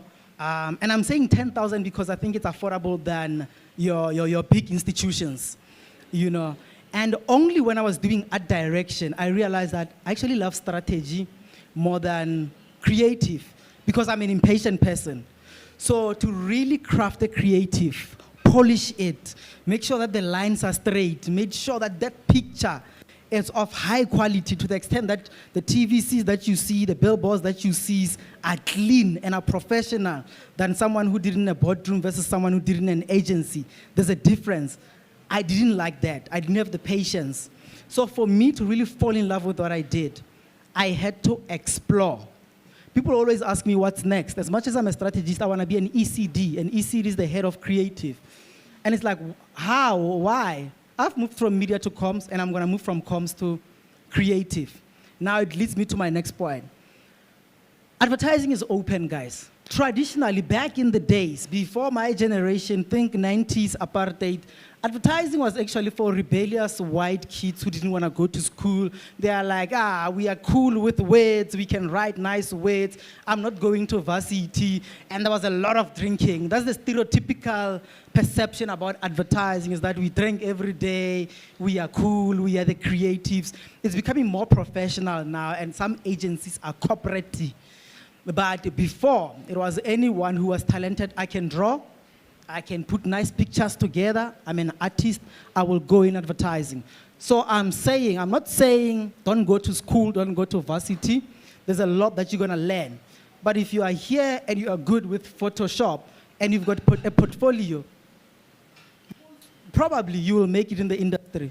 My best friend that I was with last night created the latest chicken licking ad with Night Ride. I'm sure you've seen it, it's flighting right now. Doesn't have a qualification. He got in because he could draw. And our ECD loved his drawing. But he used to be the first one in the agency. Had to learn these platforms every day. He was the one to close the agency. So he put in the effort. Didn't have the jargon, didn't have the lingo, advertising lingo. He learned over the years. So I'm saying it's one of the industries that are open. If you are good with words, you can be a copywriter. You are good with visuals, you can be an art director or a graphic designer. You can be, if you're good with animations, you can GIFs, videos. You can still do them. There's the production side if you are into cameras, if you are into directing. In fact, from us agencies, we come up with this concept. Once we've defined the ad, we give it to the production house. The final one that you see is done by a production house. So like I said, there's corporate marketing, there's agencies, we come up with the concept, the ideas, and then there's the production. And then there's actors and actresses also. So I mean, I don't know how many departments I've told you. And then there's account management. If you're a project manager, if you like order, if you want things to go according to plan, according to schedule, if you want to make sure we don't miss the deadlines, there's still a world for you also, you know, to say, Katleho, let's review. It's a collaborative work. That's why it's hard for me to own most of this work here. Because some of them, maybe I contributed 2 slides, 3 slides. Some of them I contributed all the slides. You get what I'm saying? But what I'm saying is there's a world for everyone, if you are creative or you are a business person. Cool. Hi, my name is Didi Malo. I own Intel, the graphic designing company. So my question to you, sir, is, well, when I was browsing the net, I found that there are like programs that can make art based on your emotions. So for some people can apply it on businesses, like put a certain emotion, then it generates a certain poster, then take that poster and put it on your Instagram account instead of using us. So I'm asking you that, how is Grave Group adapting to that in terms of the big corporate? I know that you don't do small businesses, as you said, that you only design like posters, but it could one day turn into it and all that. But for big companies, they have the capital to buy those programs and then just type in, I want my clients to feel this way. So it generates an ad or a certain video, 2 minutes video, and they decide to use that video instead of hiring you guys. So how are you adjusting to that? This is a good question. This is a revolutionary question. And I'm gonna answer it based on what I had recently. I was watching the Luris conferences, Luris awards, creative awards, where we award the work. One of the speakers was saying, because with the digital automated, you can put in the words AI, automate and make it imperfect. Maybe the imperfect world, it's what's gonna make us different. That's the answer that I had. As people, we are not perfect. You know, you can put it into an AI, it won't give you an error, the person on the ground, Katleho, can outcome, our creator Edeka, that's why I'm like, chicken licking, Nando's, one thing they're doing great, Nike, and I'm talking about the ads that I look into, Burger King, They've got a way of tapping into the macro environment. You can only do that if you watch the news last night or this morning. You go to the team, you're like, this thing is trending. We have to do something about this thing. And AI won't do that. So that's why someone like me will still be relevant. Remember, I also use data. As a strategist, I use data. I talk to people on the ground. So desktop research, talking to people on the ground. And sometimes that's insight. I remember I had the opportunity there, the campaign never got to go out, to introduce the new Max condoms from Choice. And I remember with a fellow strategist, like, let's go to Soweto. We are struggling, we cannot crack this thing, you know. We called a friend of ours, you like, gather a group of people, youth, ladies, guys. We are buying booze, we are going out. Like, we're creating it as if there's gonna be a vibe, you know. And in the organization of everything, you know, because we are there, we are observing everything. Majita, baratama, katikeng, ditege, need to go out. Homal this thing, yeah. But where's the car? But we're sitting under the sun. My guys, little are we gonna be eating by 1 o'clock? Now it's 3 o'clock. And throughout this whole process, relax, man. Relax. Everything will be sorted, you know. Everything will complain, relax. And we look at each other, we're like, what if we were to say, with Max condoms, relax, we've got you covered. You've always wanted scented. You've always wanted flavored. You said it breaks. Now it cannot break. Relax. That's what we pitched to the government through funds, and it never went out. And AI won't do that, my man. And AI won't come up with a relaxer. And that's why I'm like, the imperfect social listening. It's the one. I think that's going to make us distinctive going forward.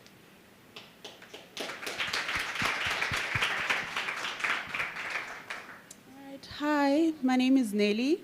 I have my own natural herbal and wellness brand. So what I wanted to ask is, what I'm getting is your niche is mostly like pitching.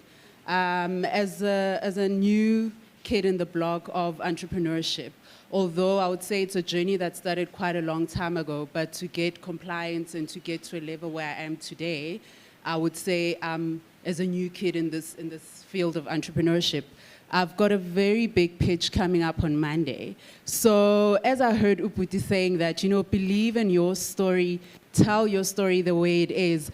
But once you enter that room and you sort of listen to everybody else's pitch who's way more experienced, they coming up with all these other different, you know, strategic angles. One, let's define the need. And then they stop after chapter 1. They move to chapter 2. Let's talk about the target market. And then they stop. Chapter 3, let's talk about profit. With me, from one slide to the last slide, they have to connect. On this slide, we just said the need is this particular point. If the need is this particular point, this is what we can leverage to make. From what we can leverage, how I'm saying it is very technical. Maybe we have to say it this way. Single-minded, it's a story. Strategy is a story. Even if you are using data, you are using hardcore research, single-minded. From the time you walk in, you don't lose anyone. If you are putting together your pitch, and at some point you go, ish, I don't see the jump off from this chapter to this chapter. You are doing something wrong. This is where we spend most of the time. Most of the time, day one, I already know what I want to say. If someone said, Kat has been working on the 7 days, it's the articulation. It's how I put it together. It's how I make sure that I don't lose you in any way. That's strategy. That's what's going to make you stand out. But but from the beginning, starts with what this lady did. How do you live a fulfilled life? And throughout the narrative, selling you a fulfilled life. I hope it answers your question. Cool. Dumela Budkatlego. My name is Polelo. I'm a part-time student at Boston Media House, and I have a small background in broadcasting and copywriting. And I'm currently faced with trying to figure out my way in advertising. I want to specialize in advertising. I just struggle to see, one, the longevity in advertising, and two, I'm someone who loves to tell stories as well. I love to create or come up with creative campaigns. And there are things like copywriting and your creative director and things like that, but I struggled to figure out what my role would be in that space and how to break out into the advertising space from being a graduate, and also having those insecurities of whether just specializing in it as a media practices student is enough, and what I would be able to do from an entry level that would fulfill my need to create these creative strategies and be a storyteller still. Yeah. To you, I'm gonna say, we are scared of starting over in life. Sorry to say, abelungu, makhoa guys, bangadi gap here to figure themselves out. Sometimes, yes, we don't have the privilege. Thinking of my life, I would have never had the privilege to stay at home and then give you a chalet. I had to work. When I'm saying don't be scared to start over, there's a role in advertising. We call the department account management. Other agencies will say project management. If someone is always confused in terms of where they could fit in the marketing and advertising, start as an account manager. Account manager, you are the one, first of all, who gets the brief from the client, who sits with the client. Client says, this is what I would like to achieve. This is the product we need to launch by this day. You are the one who briefs the strategist. You review with the strategist. You pitch to client with the strategist. If the strategy is approved, you are the one who takes it together with the strategist to the creatives. You are the one who review with the creative. Once the creative have come up with that concept, you are the one who go and find the production house together with the creative. So in the whole value chain, you are there. It's too admin oriented. You are managing people, you are managing personalities, you are managing budgets. Things have to make sense. But at the end of the day, you are the one who is the most exposed. So I would advise people to always start within that department. And as you are working with other people, you might be like, ooh, I resonate more with Strat. I resonate more with production. Or you might stay until you become the head of account management and you make it into an MD and a CEO. And it's easy for an account manager because they are project management more than anything, than a strategist or a creative. So that just one department can expose you so much. When I'm saying don't be scared to start over, if you feel like after 2-3 years that was not your department, you can always move into the space. But you're gonna make an informed decision because you've been exposed to everything. Thank you. Cool. That's a wrap. Thank you so much, my brother. Ladies and gentlemen, can we please put our hands together one more time for Katleho? Appreciate it, brother. Thank you. Siyabonga kakhulu. My story, my heritage. Hashtag join us for tea. Our next speaker is here, Managing Director of Portia M Skin Solutions. She's with us in the building.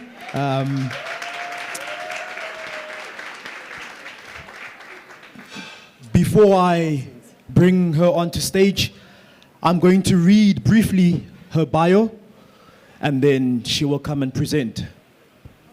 So, Portia, her persistence, passion, and tenacity enabled her to take her products to over 2,000 leading retailers in South Africa, such as Pick n Pay, Shoprite, Checkers, game stores, Clicks, Dis-Chem, Spar, pharmacies, Medicare, and more. She has successfully exported her products to countries such as Botswana, Swaziland, Lesotho, Namibia, Malawi, Mozambique, Zambia, Zimbabwe, Tanzania, hey man, etc. and more. Portia M has now established the Portia M Foundation, which focuses on social responsibility, mentorship, entrepreneurship, youth development, and some of her awards, as I was looking at her bio, are really inspiring and really empowering. The one that I loved was, I loved all of them. But I loved all of them. In 2020, she was the overall winner, Best in Beauty Clicks Supplier overall winner. So before she gets on stage, I think we can give her a round of applause for that.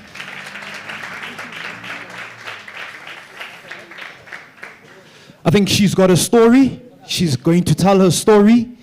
And let's show her some love as we sit back, relax, and enjoy and listen to Portia M. The story. Ladies and gentlemen, please put your hands together for Sis Portia. Ah, come on, let's show some love. Let's show some love. Let's show some love. Ladies and gentlemen, the one and only Portia M. Over to you. Hi, guys. I'm so honored and very humbled to be invited here to share the tea and to share my story. And I hope it can inspire some of you, even if it's one person who can at least supersede what I've tried to do and what I'm still trying to do. We're just going to play a video a bit because Portia M is turning 10 years this year. It has been a long journey, but a very fulfilling one.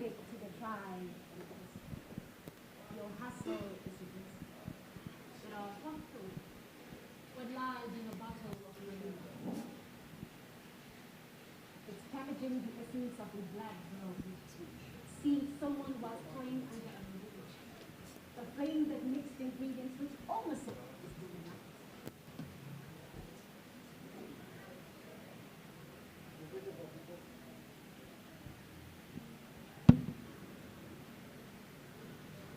norm said stick to the tried and tested. Your hustle is a blessing. It also true. What lies in a bottle of Marula? It's packaging the essence of a black girl vision. See, someone was playing under a marula tree. The flame that mixed ingredients which almost said mama's home life. It's black girl vision brewed in a kitchen over a two-plate stove, but now manifesting on store shelves with a footprint across the earth. It's tilling the ground till we were grounded with the best in beauty. With our eyes on the prize, we are a David that makes Goliath sleep with one eye open. 10 years in and the past is no leverage us. The present expected us to stand still, but time ticked our presence, with the future inscribing us into history's foundation, calling us by the greatness in our names. What's not born with silver spoons in their mouths are now makers of the spoon and benders thereof. Came into this earth with answers clenched and fist. Unclench your fist to be the best. Ours is not a race to come first or be first, but to impact us, healing skin, restoring esteem, resurrecting dignity and joy and beauty. Diving beyond skin, funding hidden figures, a shoulder for the marginalized. We're not taking up space only to be muted at the all-white decorated table of skincare MVPs. Not just a body treading into uncharted territories, but we are tomorrow's tools, making a real difference on skin, a glow continuing so we can shine together. Let him without foresight cast the first doubt, as the dream becomes rooted beyond the marula tree, possibilities beyond the black girl, beyond beauty, beyond what lies in the eye of the beholder. To our customers, thank you for being part of the journey over the years. We have grown, won awards, and created jobs, all thanks to you. Keep sending us your testimonies. They inspire our team to keep giving the best in skincare products. Okay, let's give a hand to Emma, the narrator of the poem. It always makes me emotional because every word she says is exactly how I felt as I journeyed through building this brand. So please, can you give her a hand? I know she's not here. Okay, so this is how my story starts. Obviously, it's the marula oil story. And I know most of you sitting here, you probably use Elizabeth Arden, you use L'Oreal, but you've never met them in person. So today you're meeting Portia M. A proudly South African brand made for all Africans under the African sun.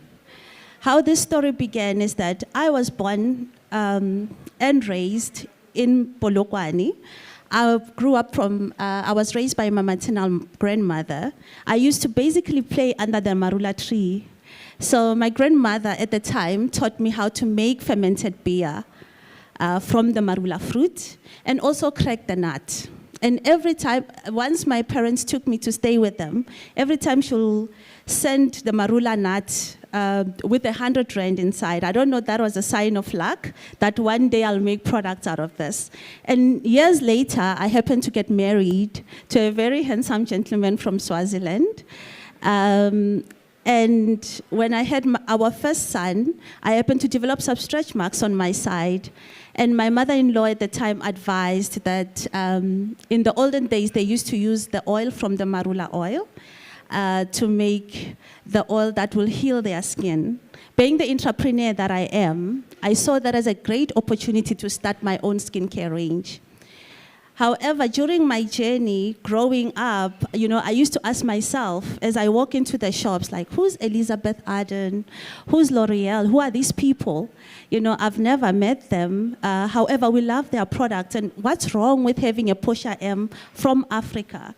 Because our names are also great. And I'm also a Christian, so I read the good book a lot. I love the story of Abraham, when God says to him, leave your country and your people, and I shall make your name great. So that means there's greatness in our names. And I honestly believe that in such a way that I believe everyone who experiences Portia M experiences my spirit. They experience the love that I wish I can give you. I know it can work for everybody. I wish it could. But it's just the sincerity and the love of what I came here on earth to give to the next person. Every time we see those testimonials, every time we see how people's lives have changed just by using our product, it encourages us more to keep giving the best that we can to each and everyone who's using our products. After my mother-in-law told me how the marula oil works, of course I bought it for myself. I used it, I could see a difference. I have an IT background, I'm a systems engineer by profession. I was still employed at the time. So I bought the oil with 200 rand and I rebottled it into small 100 ml bottles. I targeted mostly my friends whom I knew had problems on their skin, so they could give me feedback. So that was my first clinical study. However, in my mind, I always knew that I want to create a brand. I knew the type of product I wanted to create out of that oil. But of course, there were no funds. But the grace of God, I happened to meet CEDA, the Small Enterprise Development Agency. They assisted me in testing the products. They paid for about 90% of the testing. So that helped a lot. Because I knew that if I wanted to compete with the big guys, I had to get compliance in order.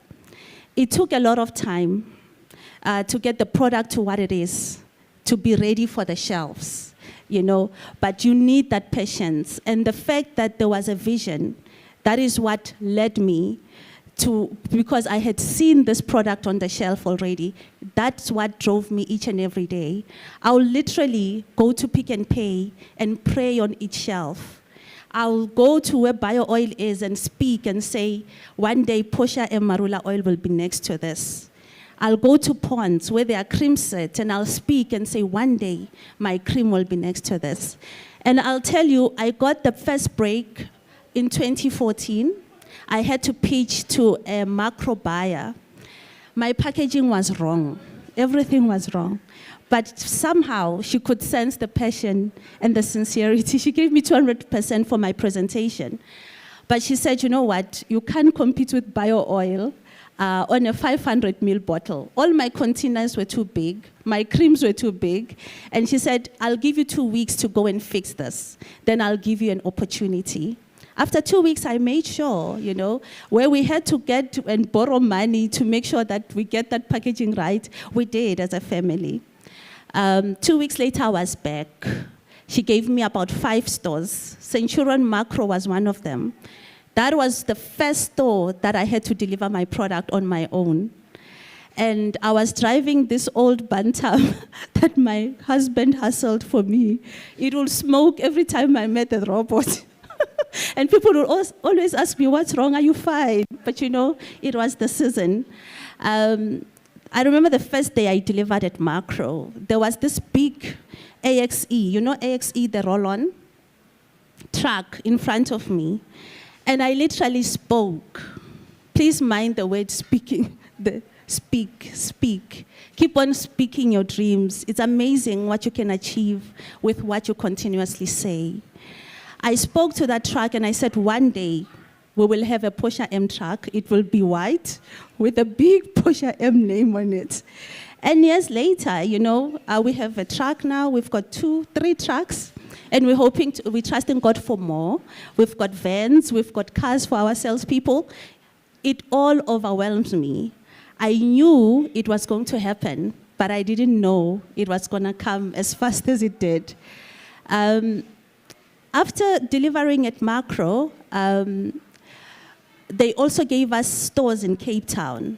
Remember, at the time, I only had 1 employee who would come to my house. I was literally making products from my stove at home, you know, and there was no merchandising. I had to be the one merchandising, delivering, packing the stock, and coming to resell it with that 1 employee of mine.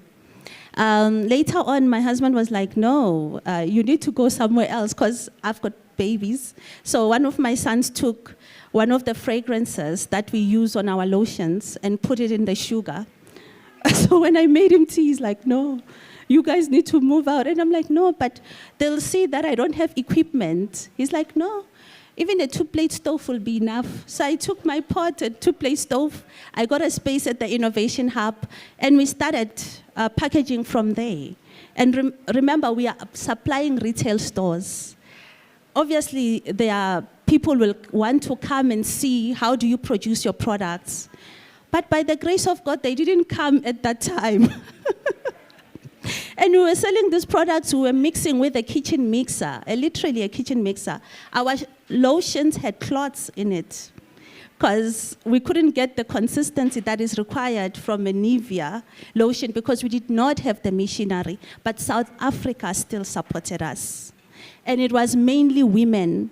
It was the first person to share a testimonial was a woman. She shared and said, you know, I'm using this product, and now my skin is like this, it was like this. And furthermore, after that, more and more of them came. And to think at that time, there was no money to hire a famous person to model our products. You know, it was quite a humbling scene for me.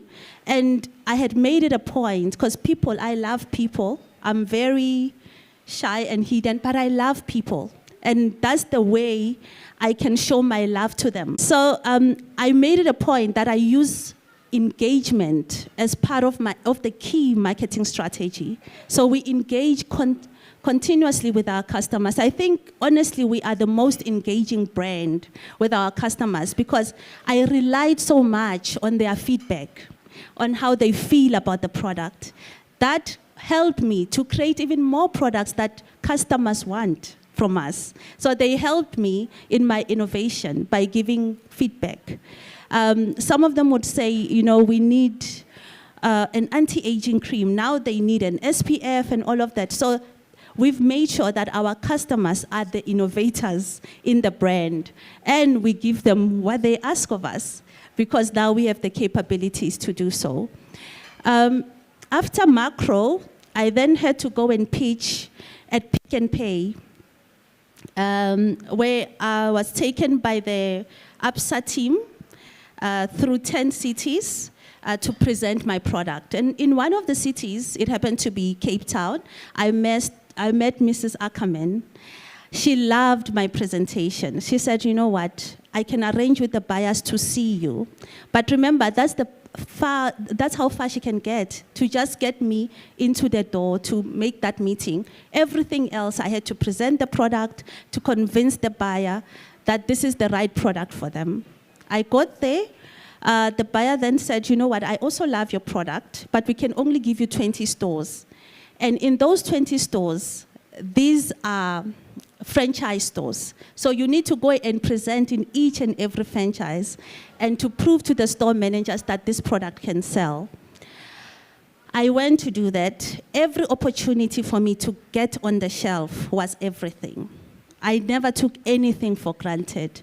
If there was a delivery time, even if it was on a Saturday morning, I would literally drive there and go and deliver and pack the stock. So it's very important to show that you want this. Don't miss out on opportunities. It doesn't matter how small they are. When Pick n Pay gave me 20 stores, I knew they had 800 stores. But for me to get to the 800, I had to prove myself on the 20. So I did the best that I can. In less than 3 months, they had given me 200 stores to supply. In less than a year, we were already in over 400 stores.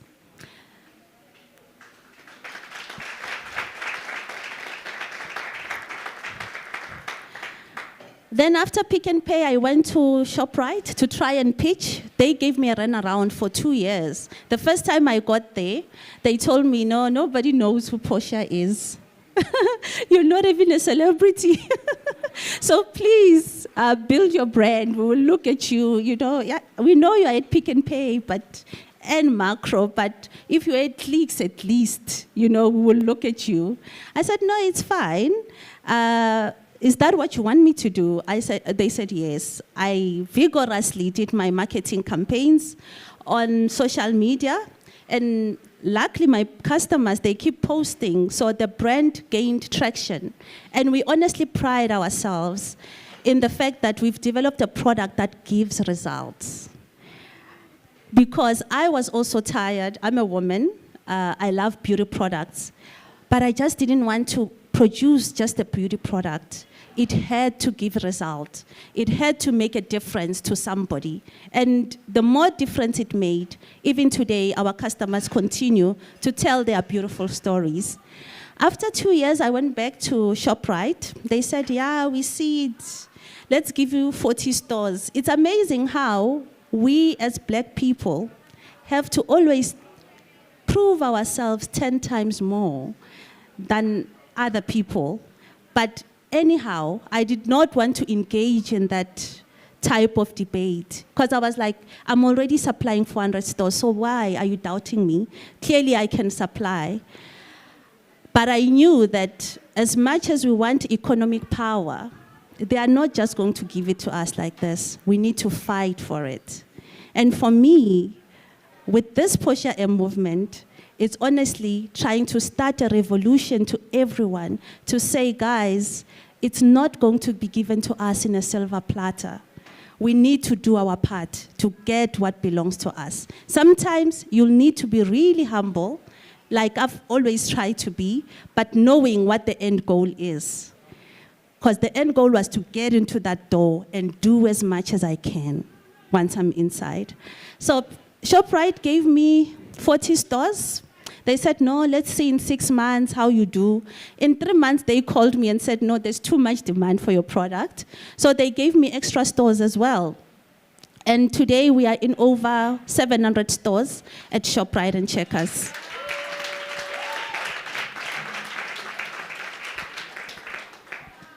After ShopRite, I remember they even made us the new supplier. They nominated us to be on the list of the new supplier awards. That was a big thing for us because it meant, you know, they are feeling us. When I went to the supplier awards, the night after that, I remember I got a call from the Clicks buyer to say that we are looking for you. You know, to get to that point where now the stores are looking for you. That was like a dream. And they're like, no, people keep coming to our stores. They are looking for your products. So at Clicks, I don't want to lie, I didn't suffer. They called us in, and we went in there, and we messed up the other brands. Hence, we won the best supplier of the year last year. And this came as well. Can you believe when I started, I thought the first retailer to stock me will be Dis-Chem. I wrote so many proposals. They kept on giving me a certain email to say, no, send your proposal to that email, we will respond. They never responded. And after I was at Clicks, I got a call from Mrs. What do they call her? Loserman or something. She's the director. And she's like, Portia, I want to see you. When I got there, she's like, I've been watching you. I've been watching your journey. I think now you are ready to come to us. Even there, I did not struggle. They stocked our products, and we are now one of their top-selling brands at Dis-Chem. So my advice, honestly, to the entrepreneurs that are sitting here, or those who wish to be entrepreneurs, believe in the power of a speaking word and focus. Focus, focus, focus. I know we get a lot of advice where somebody will say, you shouldn't put your eggs in one basket. But sometimes you'll have to nurture that egg until it becomes a chicken, until it can give you more eggs. So in other words, do a thing and do it so well that you master the technique so that whatever else you try to do, you already have the recipe to succeed. So you need to succeed at something. Do something so well that, even if somebody gives me a business tomorrow, I know I'll execute it and I'll do it exceptionally well. Because I know how it feels to fail. I know how it feels to seem like I'm succeeding and nothing happens. And I know how it feels to just persevere without knowing if they are going to say yes or no. You need to go through everything before you can tell yourself that, you know what, I can try everything else. There are people who succeed in everything, but I know personally that if I were to put my hands, try new businesses all the time, I'll be, in everything but master none. So I told myself, you know what, I need to do this and do it right and do it well. Now I know that you can put me in property, you can put me in anything. I know how to do business. And the power of speaking to things, believing in what you're saying. Your words are so powerful. If you knew how powerful your words were, you wouldn't say any negative thing against yourself. Your words are so powerful. They seem like they are not bearing fruit when you start speaking a thing. But those of you, all of us who are here, I'm sure we know there's a God, even if some don't believe in it. But he also spoke. He said, let there be light. And there was light. There's power in speaking things that you want. Stand in the mirror every morning. Tell yourself, I'm great. I'm meant for great things. Whatever is said about me from the foundations of the earth, I shall manifest all of it. And I'm not walking on this journey alone. Some believe in our ancestors, some believe in angels, some believe in the spirit, but your spirit is so great. Some of you sitting here, your spirit is so great. Even this room cannot contain it, but you are containing yourself because you look at your physical being and you think this is all there is. But if you were to try and manifest everything that you are, the world will never be the same again, and it's waiting for you. Thank you so much.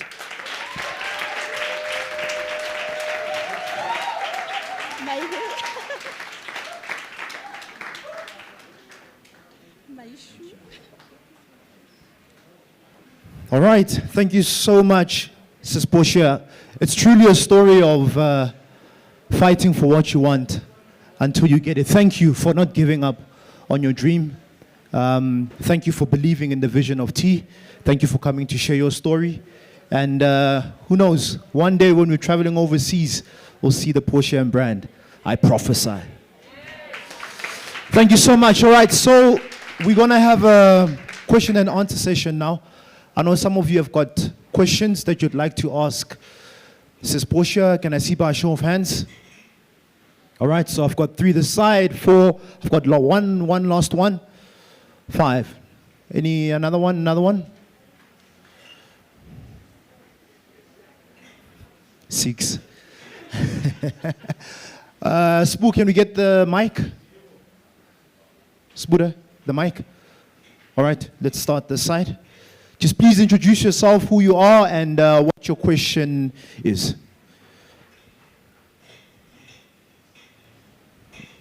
One, two. Oh, okay. Hi, this is Pusha. I'm Dan Chauke. I represent my company called TYC Business. We sell body sprays. On my journey, obviously, I create a formula, and then because of lack of funding, I outsource to make sure that we have the brand. So I just want you to help me with advice in terms of the CETA procedure, because now I feel like we're ready to be independent, to raise our own capital, to buy our own machines so we can apply more creative on it, because you know it gets difficult, especially when you outsource, because obviously you try to bring something that your consumers, your customers need. So I want you to help me on that. Thank you, and good day to everybody, entrepreneurs.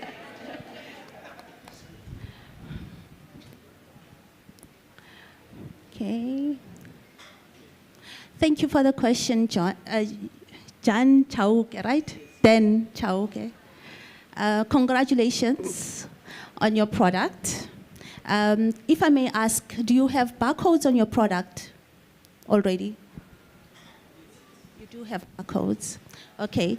So you are more than ready to go to CEDA, the Small Enterprises Development Program.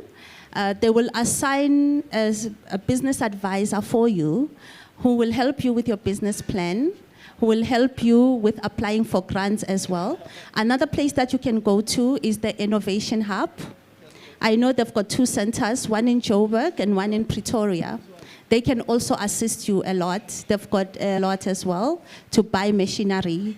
Also, again, see that they've got a technology development fund.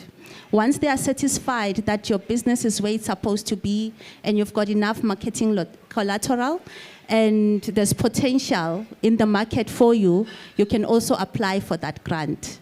So I believe those people can assist you, but I think you are ready. As long as you've got a product, hopefully it's been tested in whatever area that you're specializing in, and you've got a barcode, they'll be more than ready to assist you.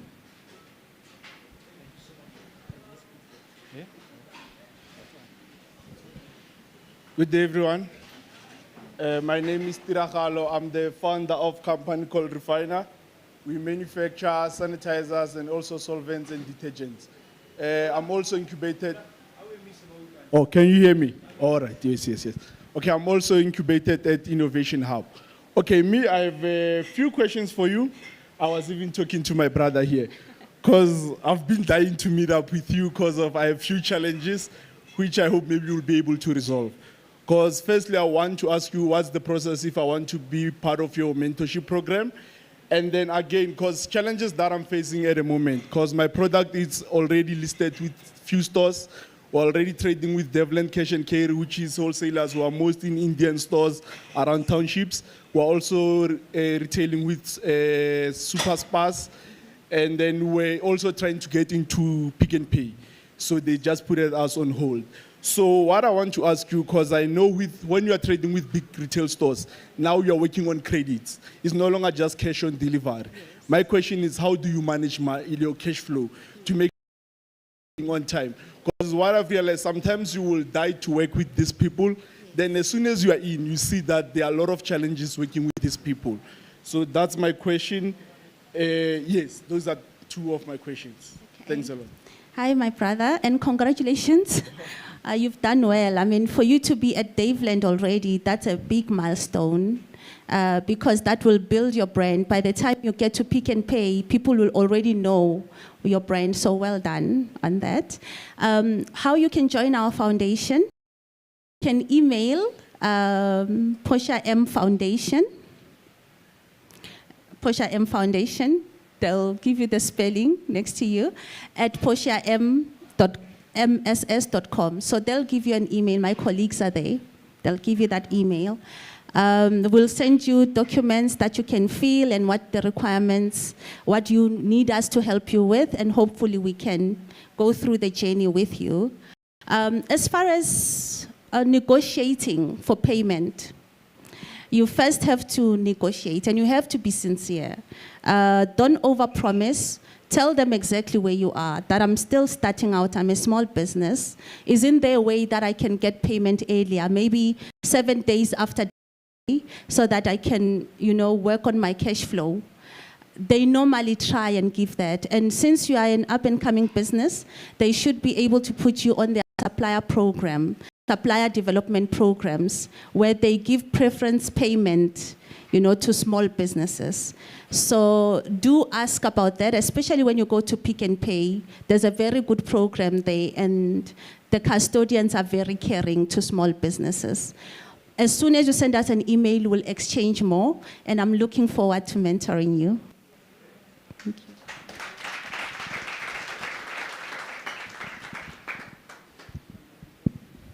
I have a question for you. Very successful story, but there's a process behind it.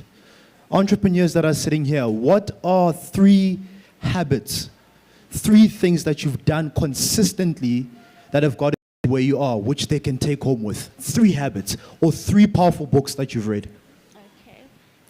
I'll stick to the habits. I've read too many books, and most of them are my favorites. But the 3 habits that I would like each one of you to try and develop. Be consistent in telling your story. My brother before me emphasized that. Be consistent in how you tell your story, and how you tell your story to yourself, because honestly speaking, before you believe, everyone here believes in what you're selling or whatever service you say in your rendering, you need to believe it yourself first. By the time I went to Pick n Pay, no one could tell me which Marula oil can't work. I knew it could work. I could bet on it that it's working, So you need to believe so much in whatever service or product that you are doing before you expect anybody else to believe in it. Secondly, be consistent in your marketing. People market, I know most of you will use social media for marketing. They'll post one post, and then disappear. I know my PR guy is there. He's going to shout at me for this one. Be violent. People need to know about you. There are about 7 to 30 million people on social media. All of them need to know your product, and they won't know it with just one post. A week, a day. Be vigorous in your type of marketing. Take pictures, do whatever you can, consult people. I know most of you will say, we can't even consult a marketing agency, we don't have the funds. You'll be amazed at the information that's available on the internet. Instead of paying on WhatsApp or whatever, use that data to do research. Develop yourself. You won't believe that I didn't study for what I'm doing. I didn't study business. I didn't study product development.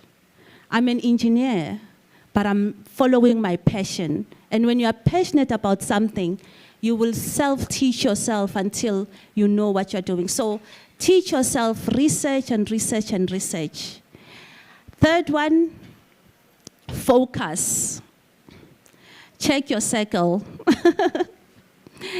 You need to be around people who enable you, your enablers. You need to know those people.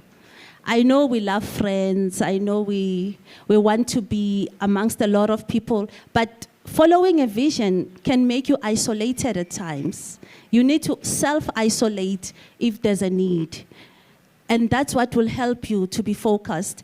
There's many of my friends that I know who are now celebrating me, but I know for a fact that if I told them first what I'm doing, they'll say, hey, now when's Hanmar?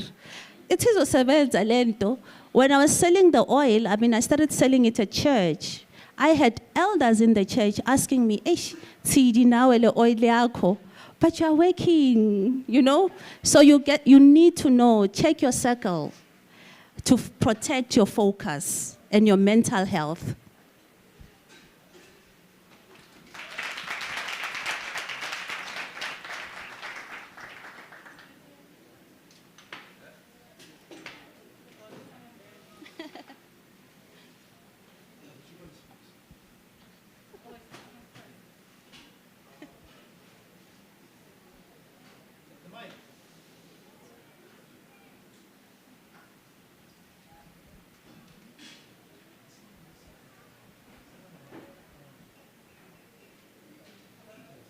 Hi.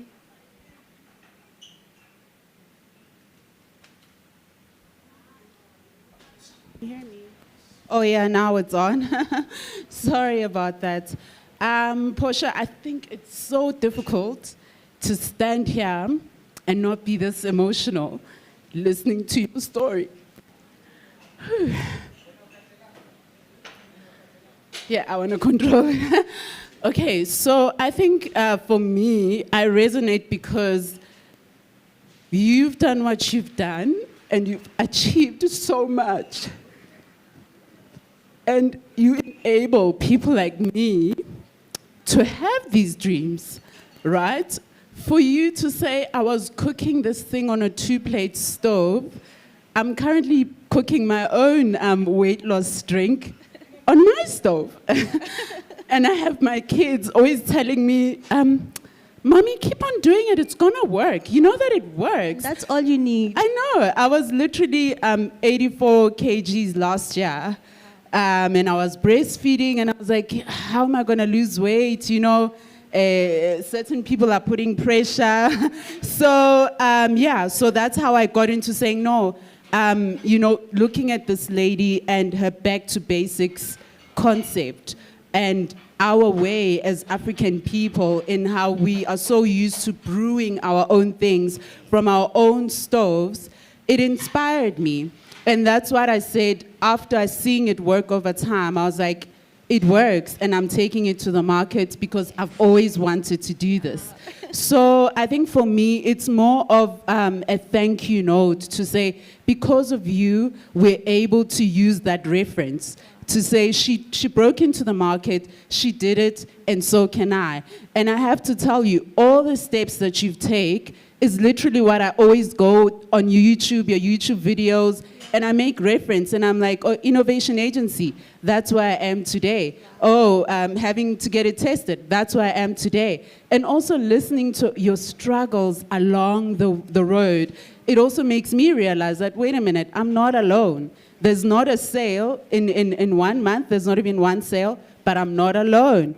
Portia M went through this, and she's where she is today. So it's a thank you note, and I think you need more of an applause and of an audience, like more younger girls where we come from our backgrounds. They need to know more about you. You need to be in all the schools. They need to make reference of people like you because you are where you are today because of your background. You've remained, resilient because of where you've come from. And I think a lot of us need to know that. I'm from Eliboeng, so now selling to a clientele in Bedfordview as a girl from Tembisa, it was difficult, but managed to tap into that because of where I come from. You know, I've got a great story to tell. I've got an amazing product on the market, and it works. And that's one of the things that I take from you.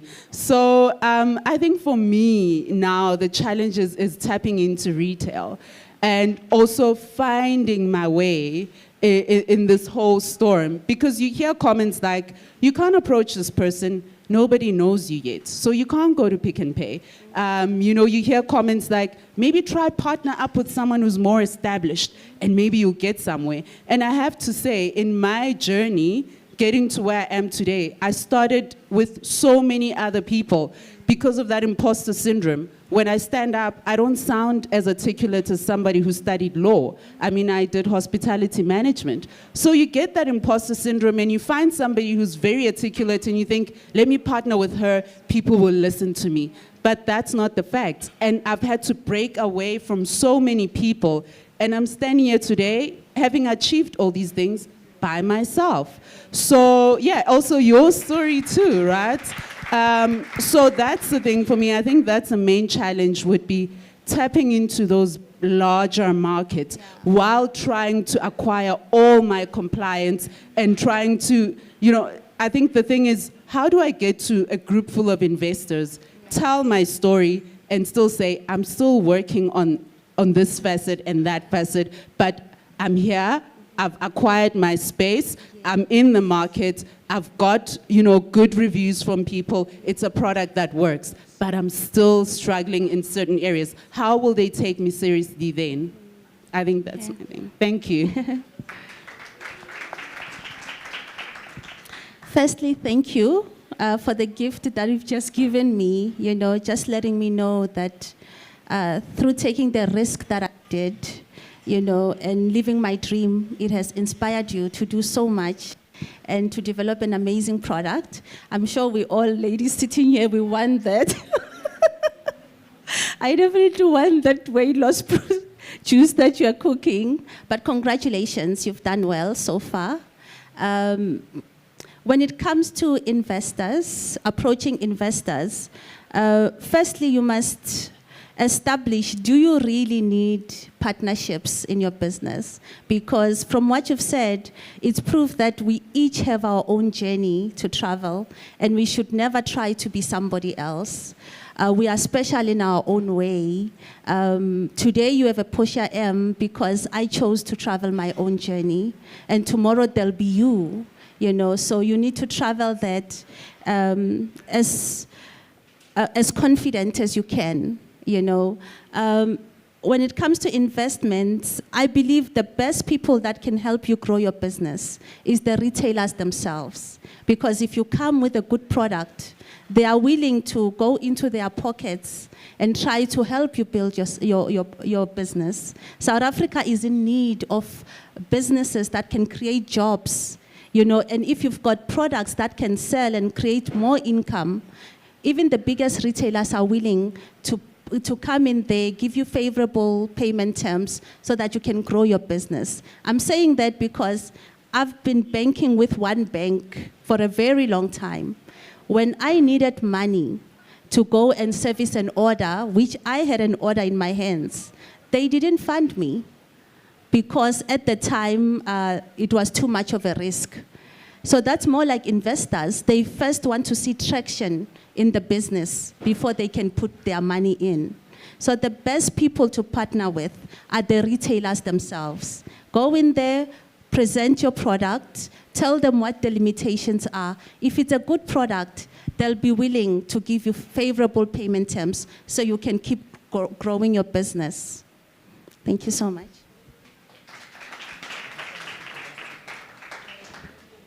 Hi, everyone. My name is Zama Matondo. I'm the founder of ZM. Currently, we are doing fragrances, perfume fragrances. I also want to say that Sis Portia is also one of my inspirations with starting up this business, because now there is a black woman out there who has done what we are also trying to do. I've got two questions for you. My first question is, how do you decide on when to add on more products in your basket?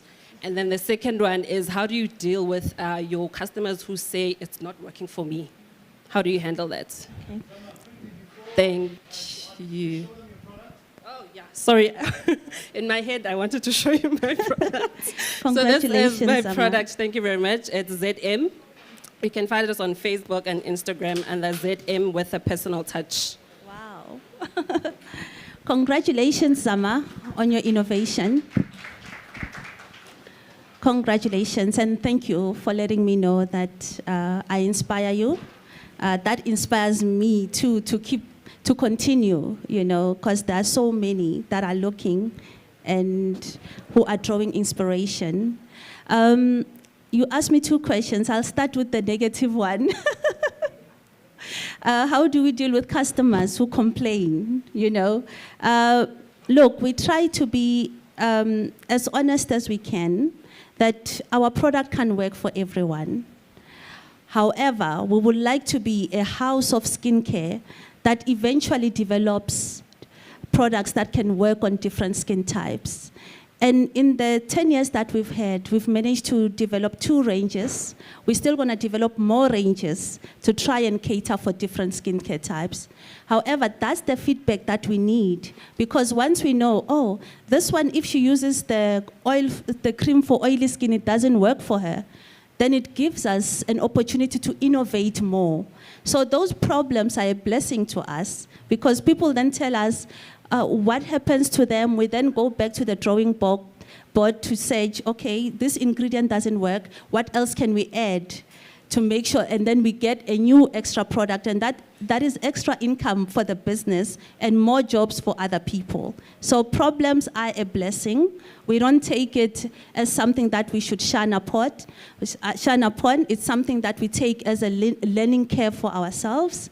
And we need more and more of those complaints. Trust me, they help us to innovate. The second question, it was? The second question was, sorry. How do you decide on when it's time to add on to your product basket? So you add another product to your already... Okay, so what we do, we take at least a year. Every year, we at least add 2 or 3 products. How we research that is through the feedback that we get from our customers, like I said. Our customers, those who love our products so much, will keep demanding more of what the competition has. And say, no, we want it to be I want to buy everything Portia M. There are customers who even said they want to buy cement from us. So we rely so much on customer feedback. And of course, we look at trends, what's out there in the market. What are the big guys doing? The type of ingredients that they are using. We then make sure that we develop products that cater for different segments of the market. We still have a premium range to develop. I mean, Konabosi Sabasa Sentin, buyers Portia M, but they think our packaging is not good enough for them. So that's also an opportunity for us. Every problem, we take it as an opportunity, but we've made it a point that every year, at least by August, at least 3 products must be developed from ourselves to our customers. Hi, sorry. My name is Tawiso Mutlatla, and I am a director or founder of a teaching company. It's called Elite Tutoring. We're currently incubated in Hatfield by the Standard Bank, my question, I've got 2 questions as well as one, I could say suggestion or just a thought that I would just like to share in general. I think it's compliance. If we are to actually be, if businesses are to grow, especially here in the townships, I think there must be a big emphasis on compliance, because a lot of people confuse being an entrepreneur as well as being self-employed. Those are 2 different things. Entrepreneurship always has to do with growth. Whatever that you do, there must be some sort of growth. But you still get people around here that have been running their businesses for a long time. They're not registered. They don't have their tax issues in order, but they still call themselves entrepreneurs. I don't have a problem with that, but I think if we're trying to reach some sort of growth, what you're saying, it's something that it's more useful if you're building up or you're scaling.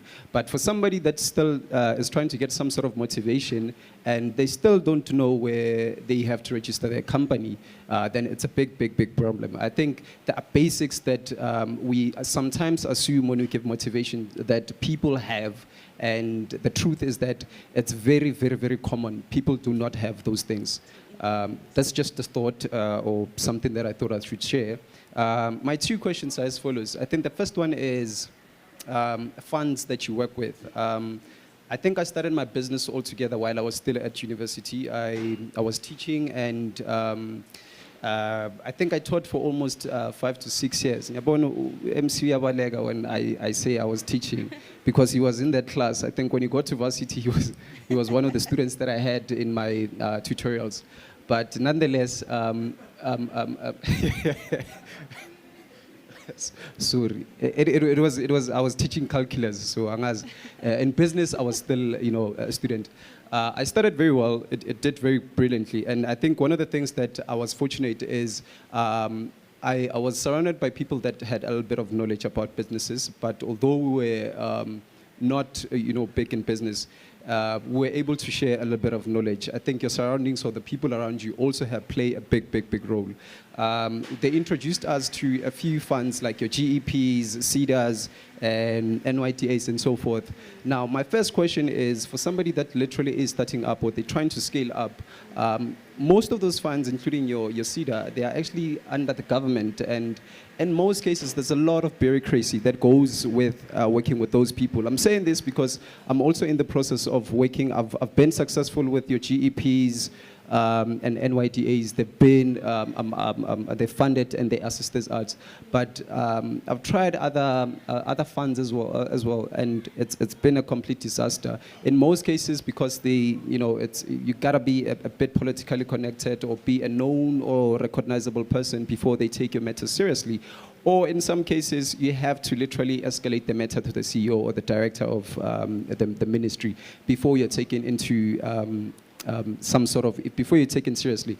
Now, my question is, as you grow these things, it takes a lot of time, skills, as well as resources to actually chase all these funds, whereby you should be building your business. So the timing between the two, should I rather stay with my business up until it's sustainable and it can stand on its own before I pursue other funds that are, or resources that are meant to actually bring us up? I think most successful businesses have some sort of backing, be it mommy, help me, or go to the bank and so forth. But most people still don't qualify for a bank loan, and we would look at government to actually assist us. So when is the right perfect time to actually strike a balance whereby you go after these resources? Because some of them actually, I could say, quote unquote, they've got an expiry date, including like youth funds and so forth. Once you turn a certain age, you can apply for them.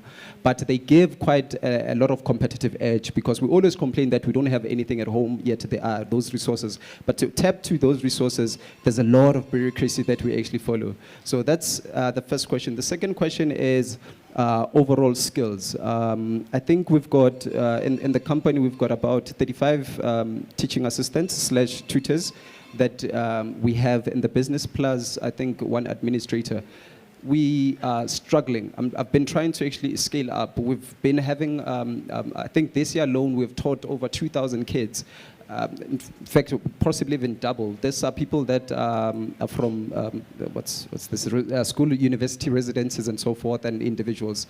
We've done it in person and online, but the problem that we always have is that there are two things that are required: the skills that we teach, as well as the technological skills that we have in the business. Because to scale up, especially when you use digital tools, you need to always have somebody that knows what they're doing. So I know we're a big country that has a huge unemployment problem. But I can guarantee you, in some posts or some areas, we still struggle to actually find people. As I speak to you now, like last week, we advertised 15 posts for people to actually work as teaching assistants or tutors. There's only 3 that actually applied, or rather 3 people qualified. There's thousands of people that applied. I think most obviously take chances or whatever, but there's only a few. So just in a nutshell, the question is, how do you, for somebody that's trying to scale up and you're faced with a huge number of skills shortage, how do you balance that out? Because you don't, we've got another problem. I think that's the third one. We've got a huge demand problem, but we've got a shortage in terms of skills or supply. Thanks. Thank you for your question, and congratulations on your business. I'll start with where you started first. I hope I can remember everything you've said. I always say that there are 2 types of entrepreneurs or business people. There are those that just want to do business to survive. And then there are those who want to take over the world, like some of us. you know, and you have to decide which one are you, you know. And always be careful of being a business person that is always in need of help. Be careful, because that makes you a victim. You are not a victor, you know, you're not in charge of what you're doing. When you start a business, there has to be a place where you feel, okay, if I can sell 10 magwinyas, I'll get this 100 rand. And then with that 100 rand, I can buy more flour to produce 100 magwinyas, all by myself first, before you go to somebody else or before you expect everybody else to help you. I'll tell you this, by the time, if you want to approach government or any other investor, they want to see traction. They want to see numbers, that this is a business, it has potential to do well. You know, if you go to CEDA, for instance, they want to see, do you have a customer? You're saying you want to scale up. We can help you buy the machine to produce over 1,000 units, but what are you going to do with them? Is there a customer? Is there a customer that will keep coming back and look for 5,000, 10,000 more? So we need to be careful. Yes, we are entrepreneurs, but we need to be responsible for our own businesses and our own success. You have to have a point where you say, no, if noma ngathola usizo umama nginikeza 1,000, but if with that 1,000 I can sell 1,000 more units and make maybe 50,000 of that, I can run this thing. You know, I can go to Pick n Pay and say, I've got 50,000, I can supply you with 100,000 units. And then it grows from there. We need, really, I know it's a bit sensitive. People feel they need help all the time, but that makes you stay, you know, a small business. And the plan is not to be small businesses. You know, we need to be empire builders. You need to sit here, you need to look at that small thing, but you need to see an empire. And that will only come if you believe in yourself and you are accountable for what you are doing. Looking for help, the government always come late. I remember the machines that we received this year in our factory, we applied for them 3 years ago. Imagine if I waited for them 3 years ago, but I had to keep on moving. They got me along the way. So that's my advice. On the issue of compliance, I think, sir, you and the T Township Entrepreneur Alliance, you might have to create a program for skills transfer, especially when it comes to compliance. Some of us can come here and advise which documents are needed for certain stages, which testing stations you can send your products to for them to be compliant. I think that is honestly a necessary thing that you guys can do. I'm willing to volunteer and come, you know, and share what I know on that.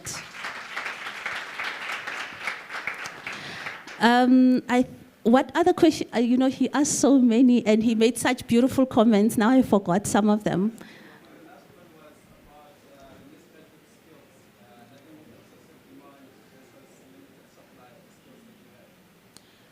Okay, to match obviously excessive demand and the skills that you have, I think it boils back to what I've just said, that we need to transfer skills a lot. You know, we need to invite more people to speak to our entrepreneurs, but to physically train them that this is what you need. If you've got too much demand and you can't supply, which places can you go to? I know there's a place in Tshwane. If you don't have machinery, you can go there and produce your products from there and start supplying until you are strong enough to stand on your own.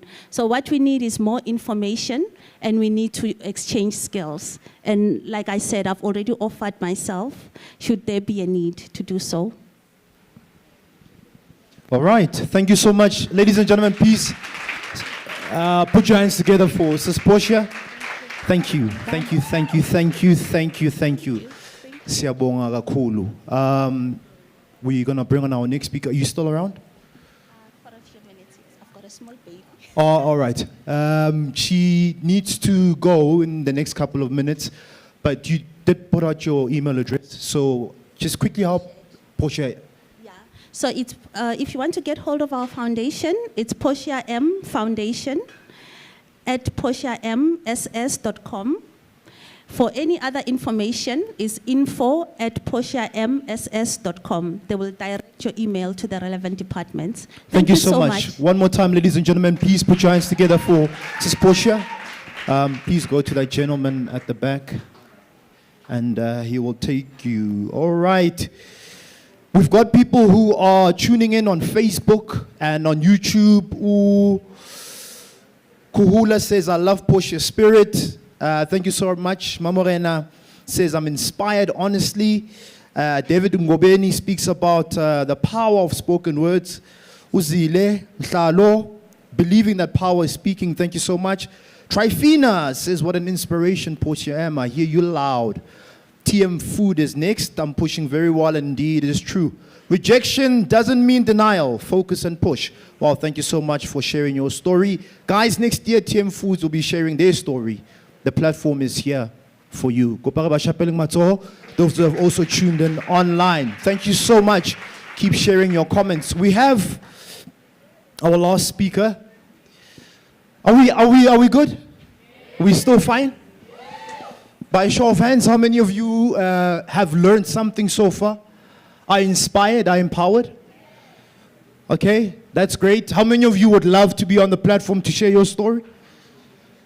Oh, izandla ziyayehla manje.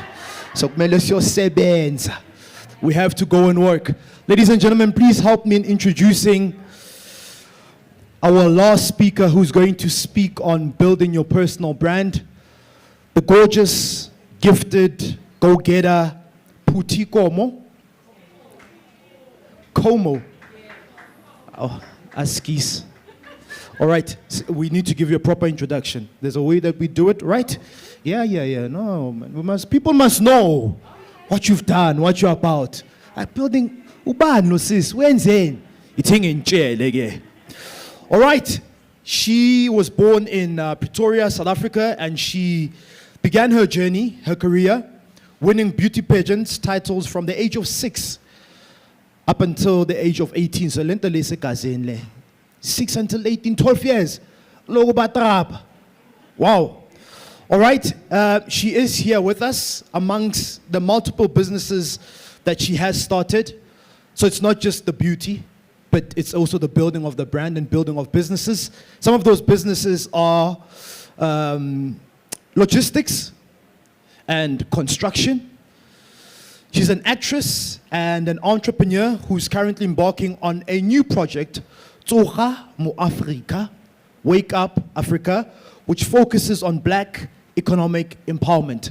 She's in the building to share her journey and how to build your personal brand. Ladies and gentlemen, let's show some love. Please put your hands together to the one and only, the gorgeous and gifted, Phuthi.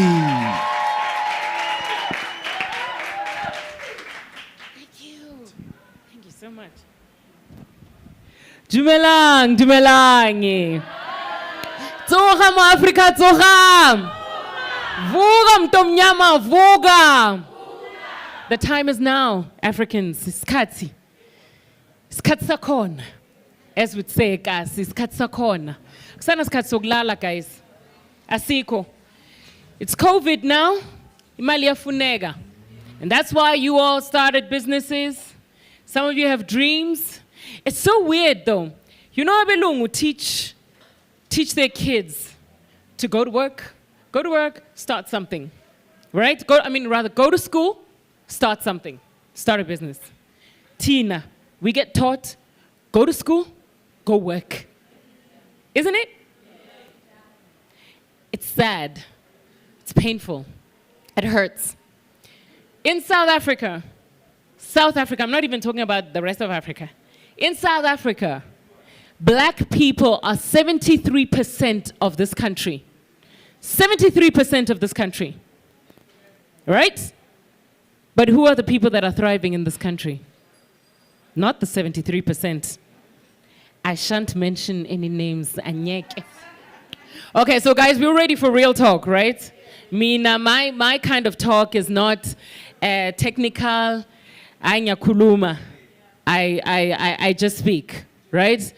and you take whatever it is that you need to take from that. But it's going to be real. It's real talk. Have you guys eaten? Angadli? Son lambilene? So little kutwa vele for 15 minutes because attention span of a human being is 15 minutes before you zone out. Okay, time after 15 minutes or because you won't hear me. All right, cool. If you are not ready to lose your friends, don't start a business. If you are not ready to have problems in your marriage or in your relationship or to deal with any of that, don't start a business. I'm telling you the truth. Do not do that to yourself because uzoqala something ufake imali yakho lapho and then bese iphelele emoyeni. You will have wasted your time and your money. If when you wake up and you go to whatever work that you're doing right now, because with black people, we always have a side hustle, don't we? Like it's always like our businesses are always a side hustle. Like Nyahamba, Nyaseven's a call center, but then esayidini, I'm like, so if you ungakhohlwa phela lapho Instagram ukuthi labantu laba mele siba redirect bazothenga ama perfume, bazothenga ama body spray. Guys, I'm selling wigs at the back of my car, like if anybody needs to. Like, you know, we always have the side hustle. But if you are not thinking about your business at least every hour, at least once an hour, if you're not thinking about your business, you're not meant to be doing that business. Because you're wasting your time. Business owner. Leave it. Leave it. I'm telling you that right now. But if you do want to start a business, know that you won't be seeing your friends all the time. You will not be going to ama anniversary, ama tombstone unveiling and putting those things first and seeing your children's children go to their recital. You can't be that friend anymore. Because you know the cliche that everybody has that says, yeah, guys, I started my new baby. You know, I have this new baby. It's not a cliche, it is the truth. Starting a business is like literally having a baby. You've got sleepless nights. Awulali because you're thinking about, damn, ifunding. Okay, today didn't go so well. So what's the next step? You're not sleeping because your baby's waking you up the entire time. Your time, your efforts, every single thing that you spend, your number one priority is that baby. That's why you call it a baby, because it is your project, it is your business. That's the one thing that you have in your mind the entire time. And that's why they call it a baby. It is the truth. Right? All of you have businesses. That's the kind of dedication that you would need to give your business to help it succeed. If you do not have that, trust me, your business would not last. And you'll always be what Portia always said, a person who is always in need. In your business, you're always in need because you're not giving it the time that it deserves and you're not making sure you give it the proper funding and the proper things and aligning it to what you need to align it with because it's not your baby. That's the truth, honest truth. So I'll tell you something. So today I'm going to speak to business people and entrepreneurs that want to make it, want to succeed.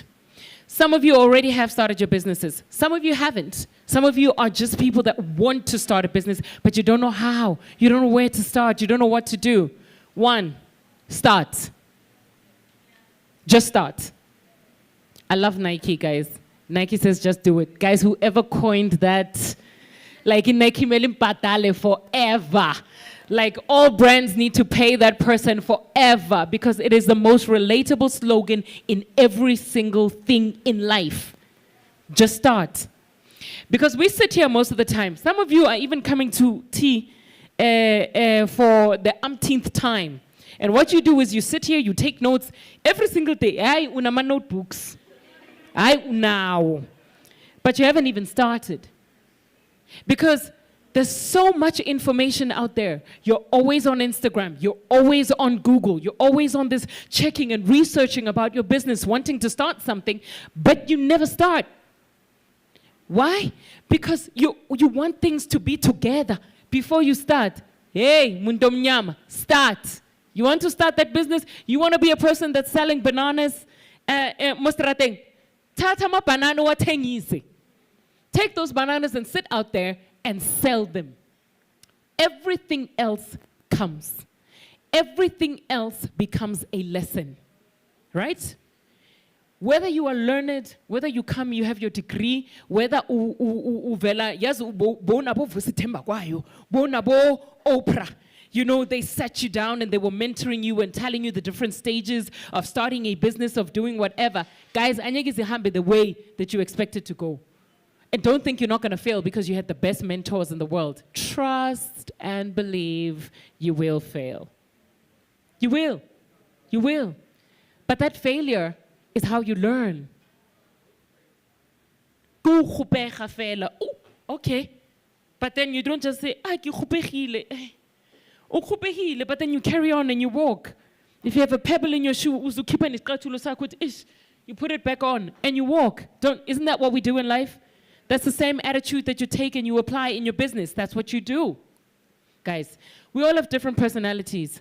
If you're sitting here and you want to start a business and you're sitting here and taking notes from Portia, you're taking notes from Puti, you're taking notes from Bulelani, it's all different notes. But remember, the other thing that makes this thing work is you. You. In every single business, you have to have one thing. It's called a unique selling proposition. Unique selling proposition. What is your USP? What is the one thing that makes your business stand out? What makes you unique? What makes your weight loss? I mean, there's so many weight loss things. Like, I was posting pictures on Instagram the other day and people were telling me, "Hlasela mafuta sisi." And I was like, but I'm not fat. I don't believe that I'm fat. But someone was like, yeah, but less stomach, you know? And they were giving me products to hlasela mafuta. Fine, I understand they're giving me Herbalife. If you then come to me and you say, sister, I'm giving you my product right now. This is what I think can help you with to lose weight or to lose that stomach, that belly. I'll say, hi, man, there were people from Herbalife. They were telling me so many things. And I've seen it everywhere, and everyone is using it. So I'm not sure about Wena. It's okay. I've already got something. Tell me what's different about you. What makes your product unique? Always find that unique, that USP. And most of the time, when you create a brand, your USP is you. It's me. What I have to offer to my brand is so unique, nobody else can do it. If you were to take what it is that I'm dreaming about and say you're going to do it, good luck, Sisine. Good luck. Take it. Take it, but you will never do it the way I would do it. Because me. I dreamt about it. So if you're the person that goes around and piggybacks on other people's dreams, sure, go ahead. But you will never deliver it in the manner that it's supposed to be delivered. Because do you know what I mean? Do you know what I'm talking about? Ask yourself this. What is the reason you wanted to go into business in the first place? Yini. A lot of people started businesses for different reasons. Some people started businesses because it was inherited. Ne? And then when you're tatama notes on somebody who inherited a business, you cannot relate to that. You understand? Some people, like Bill Gates, is going to have a seminar and we're all going to rush to that seminar because he's so successful. But he comes from a successful family.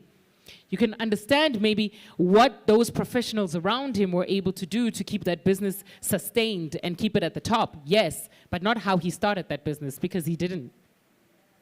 Some people inherit businesses. Some people start businesses because they have to. Some people start businesses because they've seen a problem and they want to solve that problem. You understand? It's different for every individual. But you cannot take all of that information and think you're going to consolidate it and make it your own, because you're going to scare yourself. You're always going to be procrastinating because you're going to be like, no, I'm going to be right. No, I business plan I got to be proper. No, I'm going to start. Because what happens once you've started is then you think about what's next. Okay, guys, I'm here. I'm selling bananas. Okay? Sure. But then, what now? What's the next step? The next right step. That's the first thing. Those are the things that you need to think of when you do. You start, and then you think about the next right step. That's it. So if you're in communications, you've started your company, guys, I'm in communications. What now? Okay, I need to be known.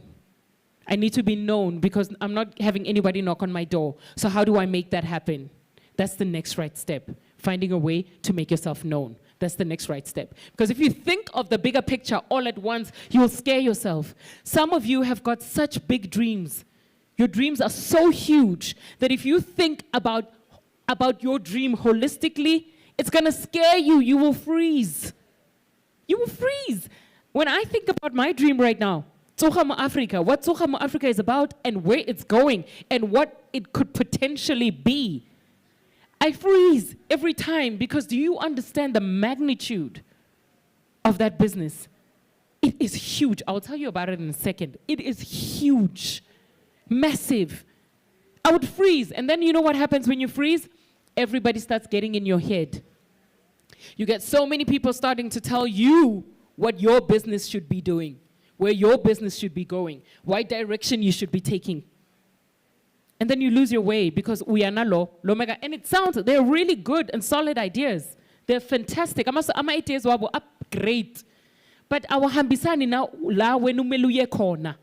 People don't know your pace. People don't know your personality. When, you know, me, I work and I thrive under pressure. But I cannot tell you to do that. I can't throw you in a situation and say, get stuff. Put yourself in a situation. That's how I work. I get stuff. I get myself in a situation and then I'm like, I've got to pay these people at the end of the month, so I can't fail. And then I do whatever it is that I need to do because I'm driven by that pressure. But not all of us are like that.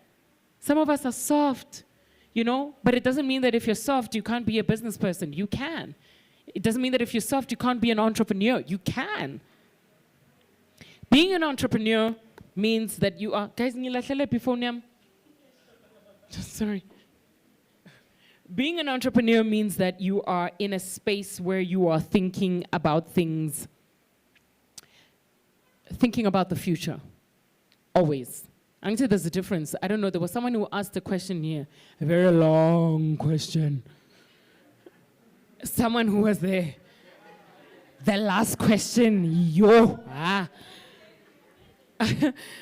and he was talking about being self-employed and being an entrepreneur. And we all know that there's a difference between that. You're self-employed, running a business doesn't mean that you're an entrepreneur, because you could be a professional, a lawyer, a doctor, and then you're just choosing to be self-employed. You're not working under a company, but you work for yourself. So you're deciding the hours in which you're going to work, right? But you're a lawyer, you're a doctor, you've opened up your own practice, right? That includes you having to have a business, run that business, have employees, and then, you know, manage your employees, manage the business. Those are things. Then being an entrepreneur normally is you creating something. Being a creative, you create something. You create ama body sprays, ama perfumes. You're an entrepreneur. And then it doesn't necessarily mean that you're going to be a business person, because some people create things and they take them and they give them to people, and those people run the business, right? But especially we have to become entrepreneurs and business people, because I don't have the resources to employ somebody to run the business of what I have created. So I become the creator and the manager, and I push the business and I make it work for myself. So I'm a creator, I'm an entrepreneur and a business person. So when I said you are going to be an entrepreneur, I'm speaking to entrepreneurs now. When you want to be an entrepreneur, that means you've always got to be thinking about the future. You can't be catering on the now. You've got to be catering for the future. What is your product? What does it serve? What is its place in the future? We're living in a time right now where times are moving so much faster. Times are moving so much faster because technology is moving so much faster and helping everything else to evolve quicker. We are evolving quicker as human beings. Guys, you can even think about it. It was January now.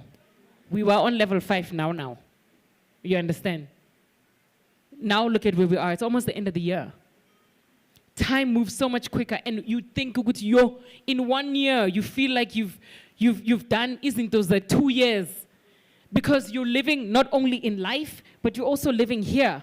So you're living like I'm alive too, because you're living in the present and you're also living in this space. You're on social media, you're online. So there's so many things that happen online. People are creating new products. If you're creating a product right now that's going to serve the purpose of now, uzosalela umuva as an entrepreneur. You've got to be fast-paced. You've got to lean towards the future. As an entrepreneur, if you shun the future or if you lean away from the future, ungacabangi izinto ezile phambili mama. Business because people are creating things all the time.